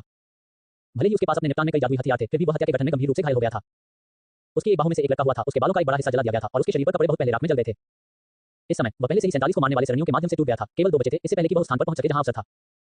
बॉस, आपको क्या लगता है कि उस व्यक्ति की अभिव्यक्ति होगी अगर उसने उस दृश्य को देखा जब उसने उन 9 संरचनाओं के माध्यम से प्राप्त करने के लिए इतनी मेहनत की थी? निगलने वाली शून्य दिव्य लौ सूली के कंधे पर तैरकर पूछा गया। मुझे नहीं पता कि उसकी अभिव्यक्ति क्या होगी, लेकिन वह निश्चित रूप से शाप देगा। सूली हंसी। जिस तरह से सूली ने पाया कि टुनक्सू शेनियन का व्यक्तित्व बहुत जीवन था, यहां तक कि थोड़ा बहुत जीवन भी। ये कुछ हद तक अपने आप को 500 साल पहले के समान है। वैसे बॉस, हम इतने लंबे समय से उड़ रहे हैं, हम कहां जा रहे हैं? टुनक्सू शेनियन ने पूछा। बेशक, ये जाने के लिए एक अच्छी जगह है। सूली फिर से हंसे। यह एक अच्छी जगह कैसे नहीं हो सकती है? यह शाओ हिंग के लिए एक और अवसर था। नहीं, यह एक और अवसर है जो मेरा है। कौन? पृथ्वी पर कौन है? लुक्सिया पर्वत के भीतर गहरी एक बड़ी गर्जना आई, जो कुछ मील की दूरी पर सभी पक्षियों और जानवरों को डराता है। 29 हत्याओं के माध्यम से तोड़ने के बाद शाओ हिंग उस स्थान पर पहुंचे जहां अंतिम अवसर था। लेकिन जब वह यहां प्रवेश किया और पहली बार देखा तो वह स्तब्ध था। ये सोचकर कि मैंने इसे गलत देखा था, मैंने अपनी आंखें मुश्किल से रगड़ दी और फिर से देखा। कुछ भी नहीं। किसने इस जगह में प्रवेश किया और मेरे निगलने वाले शून्य दिव्य लौ को छीन लिया? किसने सभी तरह से साजिश रची और मुझे ऐसा दुख हुआ? लुक्सिया पर्वत के केंद्र में गर्जना फैल गई, लेकिन किसी को भी जवाब देने के लिए नियत नहीं है। पफ, शाओ हिंग के मुंह से खून का एक माउथफुल निकला और उसके पैर कमजोर हो गए और वह लगभग जमीन पर गिर गया। वह पहले से ही गंभीर रूप से घायल हो गया था और फिर ऐसी चीज का सामना करना पड़ा। एक गुस्से में उसका गुस्सा उससे बेहतर हो गया और खुद पर वापस आ गया। इस बिंदु पर उनके पास इस जगह को छोड़ने और मुआवजे के लिए कहीं और जाने के अलावा कोई विकल्प नहीं था। लेकिन जब वह गुफा से बाहर चला गया और उसके सामने दृश्य देखा तो वह एक पल के लिए दंग रह गया। हत्या का गठन जो टूटने वाला था अब बहाल हो गया है। इसे सीधे शब्दों में कहें, अगर वह बाहर निकलना चाहता है तो उसे 29 हत्याएं सरणियों के माध्यम से तोड़ने की जरूरत है। अध्याय 17 तियानफेन शहर में प्रवेश। एक तीर्थयात्री हावल को सुना गया था और शाओ हिंग ने फिर से खून निकाला और मौके पर बेहोश हो गया। 7 दिन बाद एक विशाल शहर सूर्य के सामने दिखाई दिया और शानदार शहर के गेट के ऊपर एक विशाल पट्टिका थी। तियानफेन सिटी, उस पर 3 गोल्ड पात्रों को उकेरा गया था। इस शहर को पास में एक समृद्ध स्थान माना जा सकता है। वह 500 साल पहले यहां आया था और अच्छे दोस्त बनाए थे। अपने पिछले जीवन में वह केवल एक बार इस शहर में आए थे। इसके बाद के वर्षों में शाओ हिंग ने इस शहर को पोषण के रूप में इस्तेमाल किया और रक्त निगलने वाली तलवार के लिए एक बलिदान के रूप में रक्त की पेशकश की।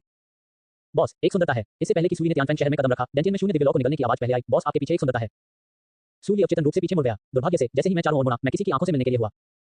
वह वास्तव में एक सुंदरता है और एक परिचित सुंदरता है। ये यान होंग्यू था जिसने सूली को लुक्सिया पर्वत में बचाया था। सूली, जो 2 जीवन जीते थे, स्वाभाविक रूप से इस तरह के छोटे दृश्य के सामने कोई दबाव महसूस नहीं किया। वह शांत रहा, धीरे धीरे घूम गया और शहर की ओर चला गया। मेरे लाभार्थी, हम फिर से मिलते हैं। इससे पहले कि सूली ने 2 कदम उठाए, उसके पीछे से एक आवाज आई। सूली दंग रह गया और रुक गया, लेकिन वह जल्दी से अपने होश में आया और शहर की ओर बढ़ता रहा। मेरे लाभार्थी, आप मुझे सिर्फ इसलिए नहीं पहचान सकते क्योंकि मैंने अपनी उपस्थिति बदल दी है।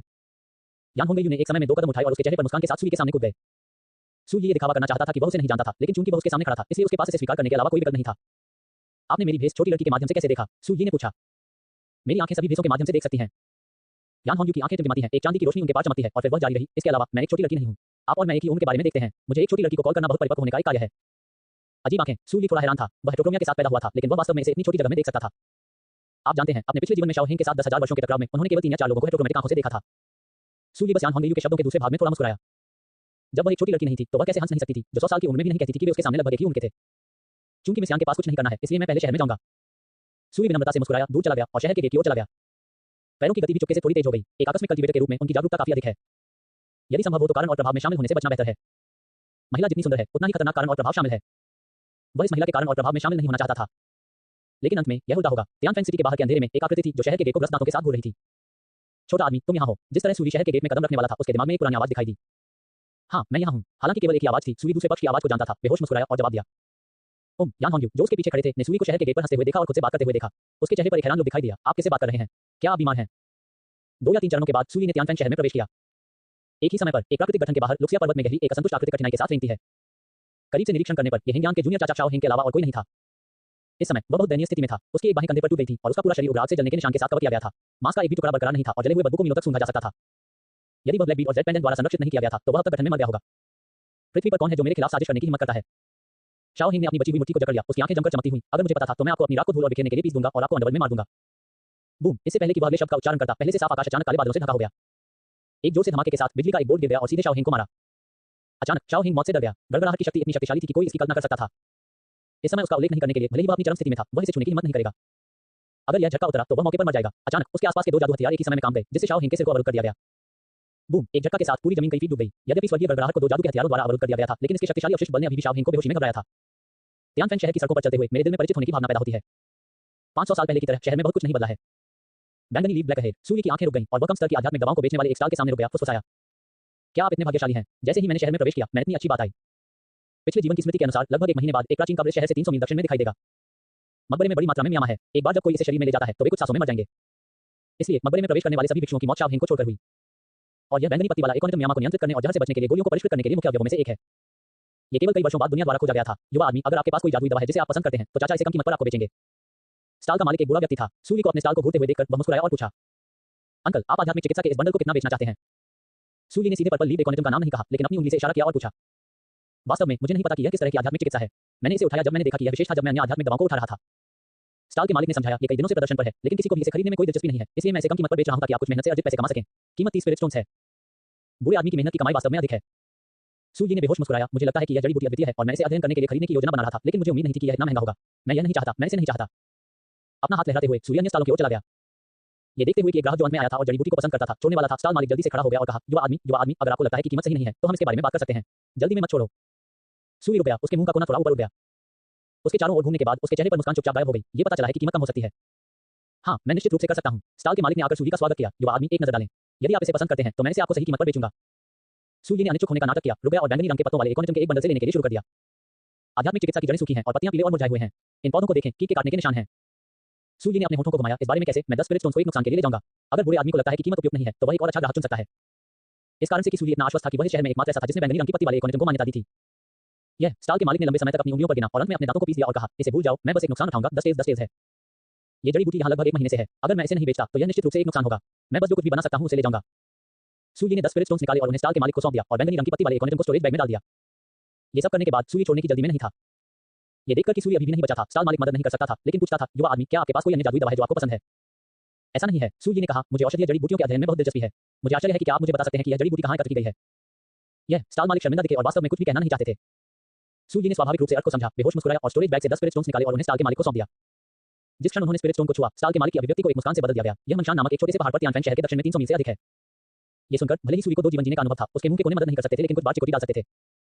जिस स्थान पर प्राचीन मकबरे की खोज 1 महीने बाद हुई थी, वह उस माउंटेन पर तियानफेन शहर के 300 मील दक्षिण में केवल एक खड़वारा मनशान से अलग हो गई थी। ये वास्तव में सच है, क्योंकि पुरानी कहावत है, हमेशा हर जहर के लिए एक मारक होता है। मुझे आश्चर्य है कि पिछले जीवन में प्राचीन मकबरे में मरने वाली भिक्षु किस अभिव्यक्ति को ये समाचार जानते थे। अध्याय 18 पुनर्जन्म। हाथ पैदा हुए। स्टॉल छोड़ने के बाद सूर्य ये सोचकर कि वह भाग्यशाली था, अन्य स्टॉलों के आसपास चला गया। आप उल्लेख करने के लिए भी नहीं है, मेरी किस्मत वास्तव में अच्छी है। जिस तरह से मैंने एक मुख्य घटक को छोड़कर एंटीपॉइजन गोली को परिष्कृत करने के लिए सभी सामग्रियों को इकट्ठा किया है। इस अवधि के दौरान उत्कृष्ट गुणवत्ता की एक कीमिया भट्टी भी पाई गई। बॉस, क्या आपको यकीन है कि यह स्क्रैप कॉपर आयन मेकिंग के लिए उत्कृष्ट गुणवत्ता का है? शून्य दिव्य लॉ को निगलने से डेंटियन से एक सवाल की आवाज आई। ये पूरी तरह से ट्यूनिक सुशेनियन की गलती नहीं है कि उसने सूर्य पर पर्याप्त भरोसा नहीं किया है। ये सिर्फ इतना है कि इस कीमिया भट्टी की उपस्थिति वास्तव में है। विश्वास करना मुश्किल है। कीमिया भट्टी पूरी तरह से काली थी और भट्टी का शरीर दरारों से ढका हुआ था। यहाँ तक कि 4 वर्ग भट्टी के कान भी 3 गायब थे। सबसे महत्वपूर्ण बात यह थी कि भट्टी के तल पर एक बेहद बदसूरत टोटेम मुद्रित था। ऐसा लगता है कि यह किसी भी समय गिरने का खतरा है और इसे उत्कृष्ट स्थिति में नहीं कहा जा सकता है। सूर्य ने बेहोश मुस्कुराया और कहा, और कुछ नहीं कहा। हालांकि यह भट्टी जर्जर दिखती है, यह एक दुर्लभ खजाना है। पिछले जीवन की यादें अभी भी ज्वलंत हैं। उन्हें अभी भी याद है कि एक डाउन एंड आउट युवक ने इस जीन शीन अल्केमी भट्टी को संयोग से प्राप्त किया और इसमें निहित कीमिया ड्रैगन के साथ इसे फ्यूज किया। और वह युवक कुछ ही वर्षों में एक ऐसे व्यक्ति के रूप में चला गया जो कीमिया में एक विशालकाय के बारे में कुछ भी नहीं जानता था। यही कारण है कि वह ये पहचानने में सक्षम था कि यह कीमिया भट्टी अपने पिछले जीवन से जीन शीन अल्केमी भट्टी थी, जो भट्टी के निचले भाग में बेहद बदसूरत कुल देवता के लिए धन्यवाद थी। आप जानते हैं, उनके पिछले जीवन में उन्हें 9वें स्तर तक अपने कीमिया कौशल में सुधार करने में हजारों साल लग गए। सूर्य शहर में एक शांत जगह पर आया और एक छोटे से आंगन को किराए पर लेने वाला था, लेकिन उसने अपने स्टोरेज बैग को थप्पड़ मारा और पाया कि उसके पास पर्याप्त आत्मा के पत्थर नहीं थे, इसलिए उसे हार माननी पड़ी। ये पर्याप्त होना चाहिए था। संतों से इतने सारे स्टोरेज बैग के साथ यह 1 दर्जन कमरों को किराए पर देने के लिए पर्याप्त था। लेकिन यह उपयोग का सामना नहीं कर सकता है। सूर्य रास्ते में अभ्यास करने के लिए आत्मा पत्थरों का उपयोग कर रहा है। अब वह एक सोने के खाने वाले जानवर की तरह है और उसके पास जो आत्मा के पत्थर हैं, वे अपने दांतों को भरने के लिए पर्याप्त नहीं है। हमें कुछ आत्मा पत्थर अर्जित करने का एक तरीका खोजने की जरूरत है। अन्यथा अकेले भविष्य की खेती दें, यहाँ तक कि जहाँ आज रात रहना है, एक समस्या होगी। तियानफेन सिटी का एक नियम है कि किसी भी कल्टीवेटर के पास रहने के लिए कोई जगह नहीं है, जिसे समय समाप्त होने के बाद शहर में रहने की अनुमति नहीं है, अन्यथा वह परिणाम वहन करेगा। अरे अरे, मुझ पर मत उठाओ। जिस तरह सूर्य सोच रहा था, उसके कानों में शोर का एक फट आया। जब मैंने देखा तो मैंने एक गोली की दुकान देखी। कई दुकान सहायक एक युवक को दुकान से बाहर ले जा रहे थे और उसे जमीन पर फेंक रहे थे। युवक आश्वस्त नहीं था। उसने अपने बट पर धूल को ब्रश किया और चिल्लाना शुरू कर दिया, सभी को देखो, यह है कि उनकी गोली की दुकान चीजें कैसे करती है। मैं बस अंदर जाना चाहता था और 2 गोलियां खरीदना चाहता था, लेकिन मुझे उम्मीद नहीं थी कि जब इन लोगों ने मुझे देखा तो वे भेड़ियों की तरह एक भेड़ देखकर भाग गए और मुझे बाहर फेंक दिया। मेरे बट को देखो, ये 2 में टूट गया है। उद्धरण चिन्ह। जैसा कि उन्होंने ये कहा, उन्होंने अपने गले में बट को रगड़ दिया। ये बिना किसी विवेक के केवल एक काली दुकान है। वह युवक अधिक से अधिक गुस्से में हो गया क्योंकि वह बोलता था, ग्राहक आपकी रोटी और मक्खन है। क्या यह है कि आप उनके साथ कैसा व्यवहार करते हैं? आपको अभी भी तियानफेन सिटी में इस तरह की दुकान खोलने की गरिमा है। अंत में दुकानदार अब इसे खड़ा नहीं कर सकता था और एक अंधेरे चेहरे के साथ बाहर आया। यदि आपने हर बार क्रेडिट पर गोलियां नहीं खरीदी और पिछले क्रेडिट का भुगतान कभी नहीं किया, तो क्या मैंने लोगों को आपको बाहर फेंकने का आदेश दिया होगा? ये सुनने के बाद युवक ने शर्माया। मेरा गुरु, मैं हाल ही में पैसे से थोड़ा कम हूं। जब मेरे पास पैसा होता है तो मैं निश्चित रूप से उन सभी ऋणों का भुगतान करूंगा जो मैं बकाया हूं। एक ठहराव के बाद युवक ने फिर से कहा, मुझे क्रेडिट पर 2 और गोलियां दें और जब मेरे पास पैसे होंगे तो मैं अगली बार आपको वापस भुगतान करूंगा। दुकानदार का पुराना चेहरा गुस्से से सूज गया था और उसकी दाढ़ी उड़ रही थी। अगली बार जब आपके पास पैसा हो तो वापस आओ और क्रेडिट पर खरीदें। मैं अकादमी का सबसे बड़ा शिष्य हूं और अगले पैलेस मास्टर के व्यक्तिगत शिष्य। मैं आपके पैसे से कैसे कम हो सकता हूं? युवक ने सूंघा। दुकानदार ने युवक को देखा और कहा, आप कैसे कहते हैं कि आप अकादमी के सबसे बड़े शिष्य हैं? अकादमी लालित्य और पवित्रता का एक स्थान है, लेकिन आप अज्ञानी और अकुशल हैं, बुरी प्रवृत्तियों से भरे हुए हैं और पूरे दिन उस जगह पर बिताते हैं जो सुंदर महिलाओं और वसंत दृश्यों से भरा है। यहाँ तक कि अगर आप एक बार वहां नहीं जाते हैं तो आप इतने गरीब नहीं होंगे कि आप अमृत भी नहीं कर सकते हैं। उद्धरण चिन्ह। अपने अतीत के उजागर होने के बाद युवक का चेहरा तुरंत बदल गया। यदि आप मुझे श्रेय नहीं देना चाहते हैं तो मुझे श्रेय न दें। आपको अन्य लोगों के अतीत को उजागर क्यों करना है? आपके पास कोई नैतिक अखंडता नहीं है। युवक ने थोड़ी देर के लिए शाप दिया और अंत में सभी की दृष्टि से गायब हो गया। अकादमी के सबसे बड़े शिष्य पूरे दिन आतिशबाजी क्षेत्र में बिताते हैं। सूर्य हंसी। छोटे एपिसोड के बाद सूर्य कीमिया की दुकान के सामने की ओर चला गया और रुक गया, दुकानदार को बुलाकर जो अभी तक दूर नहीं गया था। दुकानदार शुरू करने के लिए एक बुरे मूड में था और जब उसने सूर्य जैसे युवाओं को देखा तो उन्होंने अकादमी के पिछले वरिष्ठ शिष्य के बारे में सोचा और भी अधिक दुखी हो गए। उन्होंने ठंडी आवाज में कहा, हम क्रेडिट स्वीकार नहीं करते हैं। मैं यहाँ गोलियां खरीदने के लिए नहीं हूँ। सूर्य ने जवाब दिया। अगर आप कोई गोलियां नहीं खरीदने जा रहे हैं तो आप यहाँ क्यों खड़े हैं? जल्दी करो और छोड़ दो। दुकानदार ने अभी भी दुखी मूड में कहा। सूर्य ने भड़काया और उसकी अभिव्यक्ति ठंडी हो गई। दुकानदार ने यह भी देखा कि उनका रवैया इस समय समस्याग्रस्त था और जल्दी से अपनी अभिव्यक्ति बदल दिया और एक मुस्कान के साथ कहा, मुझे आश्चर्य है कि आपको यहाँ क्या लाता है, युवा दोस्त। मैं यहाँ गोलियां बेचने के लिए हूँ। मुझे आश्चर्य है कि क्या आपकी दुकान अन्य स्थानों से गोलियां स्वीकार करती है। सूर्य ने आखिरकार अपने ब्रूबन को आराम दिया। भले ही यह बुरा आदमी कमजोर दिख रहा था, लेकिन उसकी खेती बहुत मजबूत थी। उसे अभी के लिए धैर्य रखना चाहिए। प्राप्त करें, बॉस ने जवाब दिया। जब तक उपस्थिति सही है, हमारा स्टोर इसे स्वीकार करेगा और कीमत बहुत उचित है। मुझे आश्चर्य है कि आप किस तरह के अमृत को बेचना चाहते हैं। अभी तक नहीं, सूर्य ने कहा। दुकानदार का चेहरा फिर से अंधेरा हो गया। मेरे प्रिय, तुम यहाँ मेरा मजाक उड़ा रहे हो। दुकानदार, तुम मजाक कर रहे हो। मैं तुम्हारे साथ मजाक करने की हिम्मत कैसे कर रहा हूँ? सूर्य ने जारी रखा, यह नहीं है, लेकिन ये जल्दी होगा। तुमने मुझे चिढ़ाने की हिम्मत कैसे की? दुकानदार थोड़ा गुस्से में था। यही पल में होगा। क्या आपको लगता है कि आप एक कीमियागर हैं? सूर्य ने समझाया नहीं, लेकिन पूछा, क्या दुकान में एक कीमिया कमरा है? दलकमी रूम तियानफेन सिटी में कीमिया शॉप की एक मानक विशेषता है। दुकानदार ने ठंड से कहा, आप ये क्यों पूछ रहे हैं? ये कीमिया है, जाहिर है। क्या आप वास्तव में एक रसायनज्ञ हैं? सूर्य ने जवाब नहीं दिया और जारी रखा, कृपया दुकानदार को मेरे लिए कुछ अमृत तैयार करने के लिए मुसीबत दें। आपके पास कोई आध्यात्मिक दवा भी नहीं है और आप अभी भी गोलियां बनाना चाहते हैं। दुकानदार का चेहरा संदेह से भरा था और वह स्पष्ट रूप से एक कीमियागर के रूप में सूर्य की पहचान के बारे में बहुत संदेह था। सूर्य यह जानता था और शांति से कहा, अगर मैं अमृत नहीं कर सकता तो मैं आपको उन सभी आध्यात्मिक दवाओं के लिए 10 गुना क्षतिपूर्ति करूंगा जो मैंने उपयोग की है। ये सुनकर बॉस गुप्त रूप से प्रसन्न था। यदि यह बच्चा गोली को परिष्कृत कर सकता है तो वह कुछ भी नहीं खोता। अगर वह असफल हो जाता तो वह इसके बजाय एक भाग्य बना लेता। इसके अलावा उन्होंने कहा कि इससे पहले कि अमृत को तैयार किया जा सकता है। बिना किसी हिचकिचाहट के अल्केमी शॉप के मालिक ने तुरंत सहमति व्यक्त की। ठीक है, मैं इस बार आप पर भरोसा करूंगा। कीमिया रूम कीमिया शॉप के पिछवाड़े में है। मुझे आपके लिए तुरंत अमृत मिल जाएगा। बॉस के चले जाने के बाद सूर्य ने कहा और पिछवाड़े में कीमिया रूम की ओर चला गया। आप मुझ पर भरोसा नहीं कर रहे हैं, लेकिन पैसे पर भरोसा कर रहे हैं। थोड़ी देर के लिए कीमिया रूम में बैठने के बाद कीमिया शॉप के मालिक बहुत सारी आध्यात्मिक दवाओं के साथ आए। मेरे दोस्त आध्यात्मिक दवाएं तैयार हैं। सूर्य ने जवाब दिया, बस इसे नीचे रखो। मैं अमृत को परिष्कृत करना शुरू करने जा रहा हूं। कृपया पहले बाहर जाएं, दुकानदार। मैं तुम्हारी सफलता की कामना करता हूं। दुकानदार के जाने के बाद सूर्य ने अपनी आस्तीन लहराई और सभी अमृत हवा में लटकाए गए उसके सामने तैरते हुए। इन आध्यात्मिक दवाओं को देखकर सूर्य ने फिर से काम किया। यद्यपि कई आध्यात्मिक दवाएं हैं, उनमें से अधिकांश तृतीय श्रेणी की आध्यात्मिक दवाएं हैं और शेष कुछ सभी चौथी कक्षा हैं। ऐसा लगता है कि दुकानदार मुआवजे का 10 गुना अधिक प्राप्त करना चाहता है। सूर्य ने दुकानदार की छोटी चाल को गंभीरता से नहीं लिया। उन्होंने अपने दाहिने हाथ से स्टोरेज बैग को थप्पड़ मारा और जो दिखाई दिया वह एक कीमिया भट्टी नहीं था, बल्कि कई छोटी जेड बोतलें थीं। जाहिर है, वह भट्टी का उपयोग करने का इरादा नहीं था। निकलने वाली शून्य दिव्य लौ भी बुद्धिमानी से अपने दम पर डेंटिन से बाहर निकल गई। जैसे ही यह बाहर आया, ये बकवास करना शुरू कर दिया। बॉस, क्या आप सुनिश्चित हैं कि हमें अमृत बनाने के लिए भट्टी की आवश्यकता नहीं है? हमने आध्यात्मिक चिकित्सा को दूसरों से उधार लिया है, हमें भट्टी क्यों नहीं उधार लेते हैं? सूर्य ने बहुत कुछ नहीं कहा। उसने अपनी उंगलियों को चुटकी ली और निकलने वाली शून्य दिव्य लौ तुरंत शांत हो गई और सूर्य के हाथ में तैर गई। वह अमृत करना शुरू करने जा रहा है। उसने अपने बाएं हाथ से हवा में कुछ आध्यात्मिक जड़ी बूटियों को पकड़ लिया और उन्हें अपने दाहिने हाथ में निकलने वाली शून्य दिव्य लौ पर रखा। जैसा कि विचार आगे बढ़ा, मूल रूप से छोटी लौ तुरंत उज्ज्वल रूप से जल गई।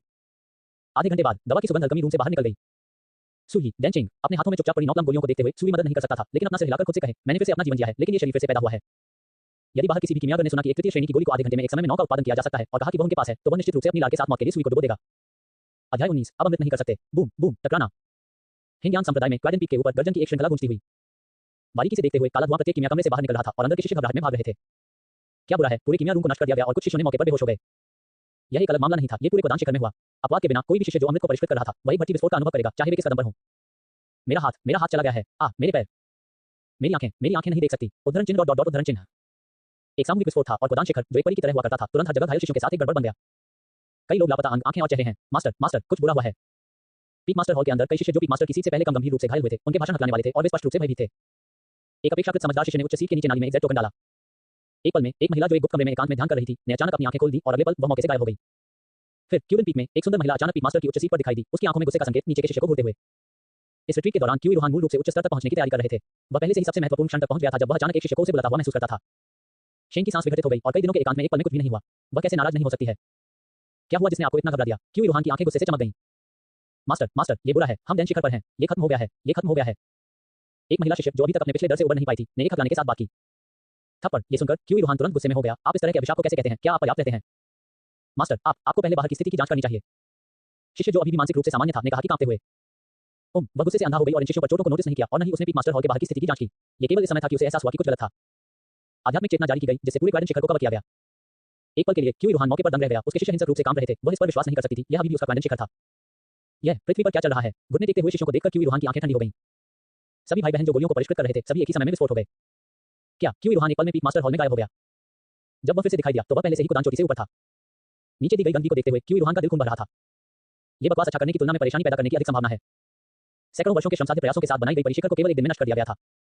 यदि आप एक शिष्य को खो देते हैं तो आप एक और एक भर्ती कर सकते हैं, लेकिन यदि उन आध्यात्मिक दवाओं और पौधों को चलाया जाता है तो वे वास्तव में चले गए हैं।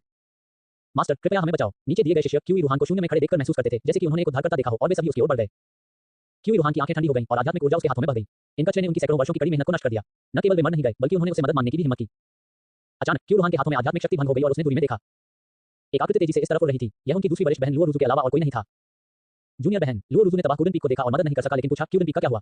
यह इस तरह क्यों हुआ? क्यूई रूहान की आंखों में एक ठंडी रोशनी चमकती थी। उन्होंने अपनी कमर से एक स्टोरेज बैग निकाला और नीचे दिए गए शिष्यों को फेंक दिया। ये हीलिंग पिल्स हैं। नीचे जाएं और उन्हें वितरित करें। उन शिष्यों को इकट्ठा करें जो घायल नहीं हैं और हीलिंग पिल्स के शोधन को गति देते हैं। आपको अभी भी कुछ सतह का काम करना है। फिर उन्होंने लुओ रुजू को देखा और कहा, गोदान शिखर पर गोलियों को परिष्कृत करने वाले सभी शिष्यों ने उनकी भट्टियों को एक पल में विस्फोट कर दिया था। क्या? इस तरह की एक अजीब बात सुनकर लुओ रुजू की आंखें चौड़ी हो गईं और उसने अविश्वास में कहा, ये कैसे संभव है? इस समय गोदान पीक का एक शिष्य घबराहट में भाग गया। मास्टर मास्टर कुछ बुरा हुआ है, कुछ भयानक हुआ है। यह क्या है? क्यूई रूहान पहले से ही बहुत बुरे मूड में था और जब उसने देखा कि एक और शिष्य उसे परेशान करने के लिए आ रहा है तो उसने एक सुलेन लोग के साथ कहा। शिष्य इतना भड़क गया था कि उसने क्यूई रूहान के चेहरे पर नाराजगी को नोटिस नहीं किया। उन्होंने घबराहट में कहा, मास्टर कुछ भयानक हुआ है। क्या? क्यूई रूहान का चेहरा काला हो गया और वह चमक गया और शिष्य के सामने दिखाई दिया जो गोली को परिष्कृत कर रहा था। लुओ रुजू ने भी पीछा किया। आप बेकार लोग, थोड़े से झटके के बाद एक गोली को परिष्कृत भी नहीं कर सकते। आप क्या उपयोग कर रहे हैं? क्यूई रूहान ने आगे कोई स्पष्टीकरण नहीं दिया और उस शिष्य को डांटना शुरू कर दिया जो अमृत को परिष्कृत कर रहा था। उन शिष्यों के चेहरे पर भाव जो अमृत को परिष्कृत करने में असमर्थ थे बेहद बदसूरत थे। मैं वास्तव में कहना चाहता हूं, मास्टर आपने हमारे साथ अन्याय किया है। एक गोली में संघनित करना वास्तव में असंभव है। अंत में शिष्यों में से एक ने साहस के साथ आगे बढ़ा और कहा, मास्टर ऐसा नहीं है कि हमारा स्तर काफी अच्छा नहीं है, यह है कि हम वास्तव में गोली को संघनित नहीं कर सकते हैं। मुझे संदेह है कि यह क्षमा। ये सुनने के बाद क्यूई रूहान और भी अधिक गुस्से में हो गया। अन्य लोग गोलियां बनाने में सफल क्यों हो सकते हैं? आप कहीं और कड़ी मेहनत करने के बजाय अपने आप में कारणों की तलाश क्यों नहीं करते? मैंने वास्तव में आपको व्यर्थ सिखाया है। इन शब्दों के सामने आने के बाद अधिक शिष्यों ने अन्याय महसूस किया और कहा, मास्टर एक गोली में संघनित करना वास्तव में असंभव है। यदि आप इस पर विश्वास नहीं करते हैं तो आप इसे स्वयं आजमा सकते हैं। क्यूई रूहान ने उन पर ध्यान दिया और कहा, यदि आप चाहें तो इसे आजमाएं। यदि यह वास्तव में जैसा कि आपने कहा है तो ये ठीक है, लेकिन अगर मैं इसे परिष्कृत कर सकता हूं तो आप सभी क्वाड्रेंट पीक छोड़ सकते हैं और पहाड़ के पैर में मासिक शिष्य बन सकते हैं। ये कहने के बाद क्यूई रूहान ने अपनी आस्तीन उड़ा दी और एक भट्टी उसके सामने दिखाई दी। अमर आस्तीन फिर से बह गई और कई आध्यात्मिक जड़ी बूटियां तैर गईं। आग को जलाएं, स्टोव को गर्म करें और दवा तैयार करें, सभी एक में। क्यूई रूहान की कीमिया एक भव्य समारोह की तरह थी। हर कदम को पूर्णता के लिए नियंत्रित किया गया था और तापमान को बिल्कुल नियंत्रित किया गया था जिसमें कोई अतिरिक्त अपशिष्ट नहीं था। यदि उसकी कीमिया को कला कहा जा सकता है तो अन्य लोगों की कीमिया को केवल अलकमी कहा जा सकता है। जल्द ही सभी आध्यात्मिक दवाएं क्यूई रूहान के नियंत्रण में आध्यात्मिक तरल में बदल गईं। इस अवधि के दौरान कुछ भी गलत नहीं हुआ और न ही गोलियां परिष्कृत होने में विफल रहीं क्योंकि शिष्यों ने कहा था, अपने कुत्ते की आंखें खोलो और देखो। क्यूई रूहान ने उसके पीछे शिष्यों को फिर से देखा। हालांकि उन शिष्यों के चेहरों पर कोई बदलाव नहीं हुआ और उनमें से कुछ ने अपने चेहरे पर एक निरंतर अभिव्यक्ति भी दिखाई, क्योंकि वे सभी इस कदम को कर सकते हैं और जिनके पास समस्याएं हैं वे अगले चरण में हैं। जैसा कि शिष्यों को देखने की उम्मीद थी, उनके गुरु भी अगले कदम पर अटक गए थे और अमृत नहीं कर सकते थे। क्यूई रूहान जो आध्यात्मिक तरल को एक गोली में संघनित करने के लिए नियंत्रित कर रहा था, अचानक कुछ गलत पाया और आश्चर्य में कहा। जब आध्यात्मिक तरल सिर्फ गोलियों में संघनित था तो उसने मूल रूप से सोचा था कि बहुत कम स्तर की गोलियां थीं और वह उन्हें परिष्कृत करने में अच्छी नहीं थी। वह इस प्रक्रिया से परिचित नहीं थी और गोलियों को संघनित करने की प्रक्रिया को नियंत्रित करने में कठिनाई हुई, इसलिए उसने लॉ को थोड़ा बढ़ा दिया। हालांकि थोड़ी देर के बाद आध्यात्मिक तरल अभी भी गोलियों में संघनित नहीं हो सकता है। क्यूई रूहान जो बुराई में विश्वास नहीं करते थे ने फिर से लॉ बढ़ा दी। उन्हें विश्वास नहीं था कि आज गोली संघनित नहीं की जा सकती है। एक पल के बाद वह इस पर विश्वास करती थी। ऐसा इसलिए था क्योंकि आध्यात्मिक तरल सूखने के बाद भी अमृत अभी तक संघनित नहीं हुआ था। जूनियर बहन क्या चल रहा है? ये देखते हुए कि उनकी जूनियर बहन ने अमृत को परिष्कृत करना समाप्त कर दिया था, लुओ रुजू ने आगे बढ़कर पूछा। क्यूई रूहान ने कुछ नहीं कहा। इस समय उनका सुंदर चेहरा बेहद बदसूरत लग रहा था। उसने लुओ रुजू में अपना सिर हिलाया। लुओ रुजू की आंखें अविश्वास से भड़क गईं। वह हिंदुस्तान संप्रदाय में नंबर 1 केमिस्ट वास्तव में एक निम्न स्तरीय अमृत को परिष्कृत करने में विफल रही। ये खबर इतनी विस्फोटक थी। कैसे ऐसा है? क्यूई रूहान ने जमीन पर कीमिया भट्टी को देखा, फिर उसके पीछे पूरे गोदान शिखर को देखा और उसकी आंखों में एक अजीब रंग चमकता था। गोदान पीक में शिष्यों की सामूहिक भट्टी विस्फोट की घटना ने बहुत अजीब बात का खुलासा किया। लुओ रुजू के दिमाग में भी ऐसा ही विचार था। उसने तुरंत अपनी आंखें बंद कर लीं और अपनी आत्मा की शक्ति को फैलाया, पूरे गोदान चोटी को कवर किया, इनसे सुराग की खोज की। लेकिन चारों ओर खोज करने के बाद उसे कुछ भी नहीं मिला। अजीब, क्यों कुछ नहीं है? लुओ रुजू ने कहा, ये वास्तव में अजीब है। हालांकि मुझे कुछ भी नहीं मिला है, मुझे हमेशा लगता है कि इस दुनिया में कुछ गायब है। अध्याय 20 द ड्रैगन ऑफ कीमिया। इससे परिचित होने के बाद हालांकि सूर्य की गोली शोधन की गति में ज्यादा वृद्धि नहीं हुई, वही गोली को एक ही समय में 2 गोलियों को परिष्कृत करने के लिए परिष्कृत करने से चला गया। लॉ में 2 प्रकार के अमृत के लिए आवश्यक आध्यात्मिक चिकित्सा भेजें और लॉ के आकार और आध्यात्मिक चिकित्सा की स्थिति को ध्यान से नियंत्रित करने के लिए आत्मा की शक्ति पर भरोसा करें।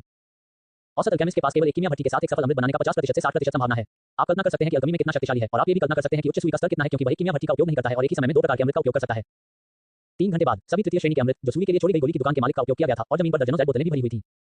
शून्य में तैरती गई चौथी कक्षा की आध्यात्मिक दवाओं को देखते हुए सुई को एक विचार था और उन्हें आग की लपटों में फेंक दिया। एक और भी अधिक शक्तिशाली आत्मा बल आग की लपटों में बदल गया। हालांकि चौथी श्रेणी के अमृत तीसरी श्रेणी के अमृत से केवल एक ग्रेड अधिक है, लेकिन कठिनाई दर्जनों बार अधिक है।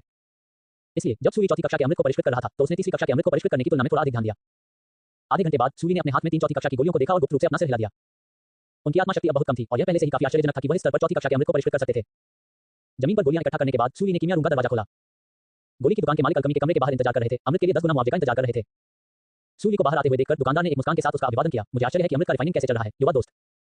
सुई ने अपनी आंखें लहराई और स्टोरेज बैग में जैक की आधी बोतलें पिल की दुकान के मालिक के सामने दिखाई दी। उन्होंने बाईं ओर इशारा किया, फिर दाईं ओर, और हल्के से कहा, बाईं ओर एक आत्मा समृद्ध गोली है जिसका उपयोग आध्यात्मिक शक्ति को बहाल करने के लिए किया जाता है। दाईं ओर एक रिकवरी गोली है जिसका उपयोग चोटों को ठीक करने के लिए किया जाता है। उद्धरण चिन्ह।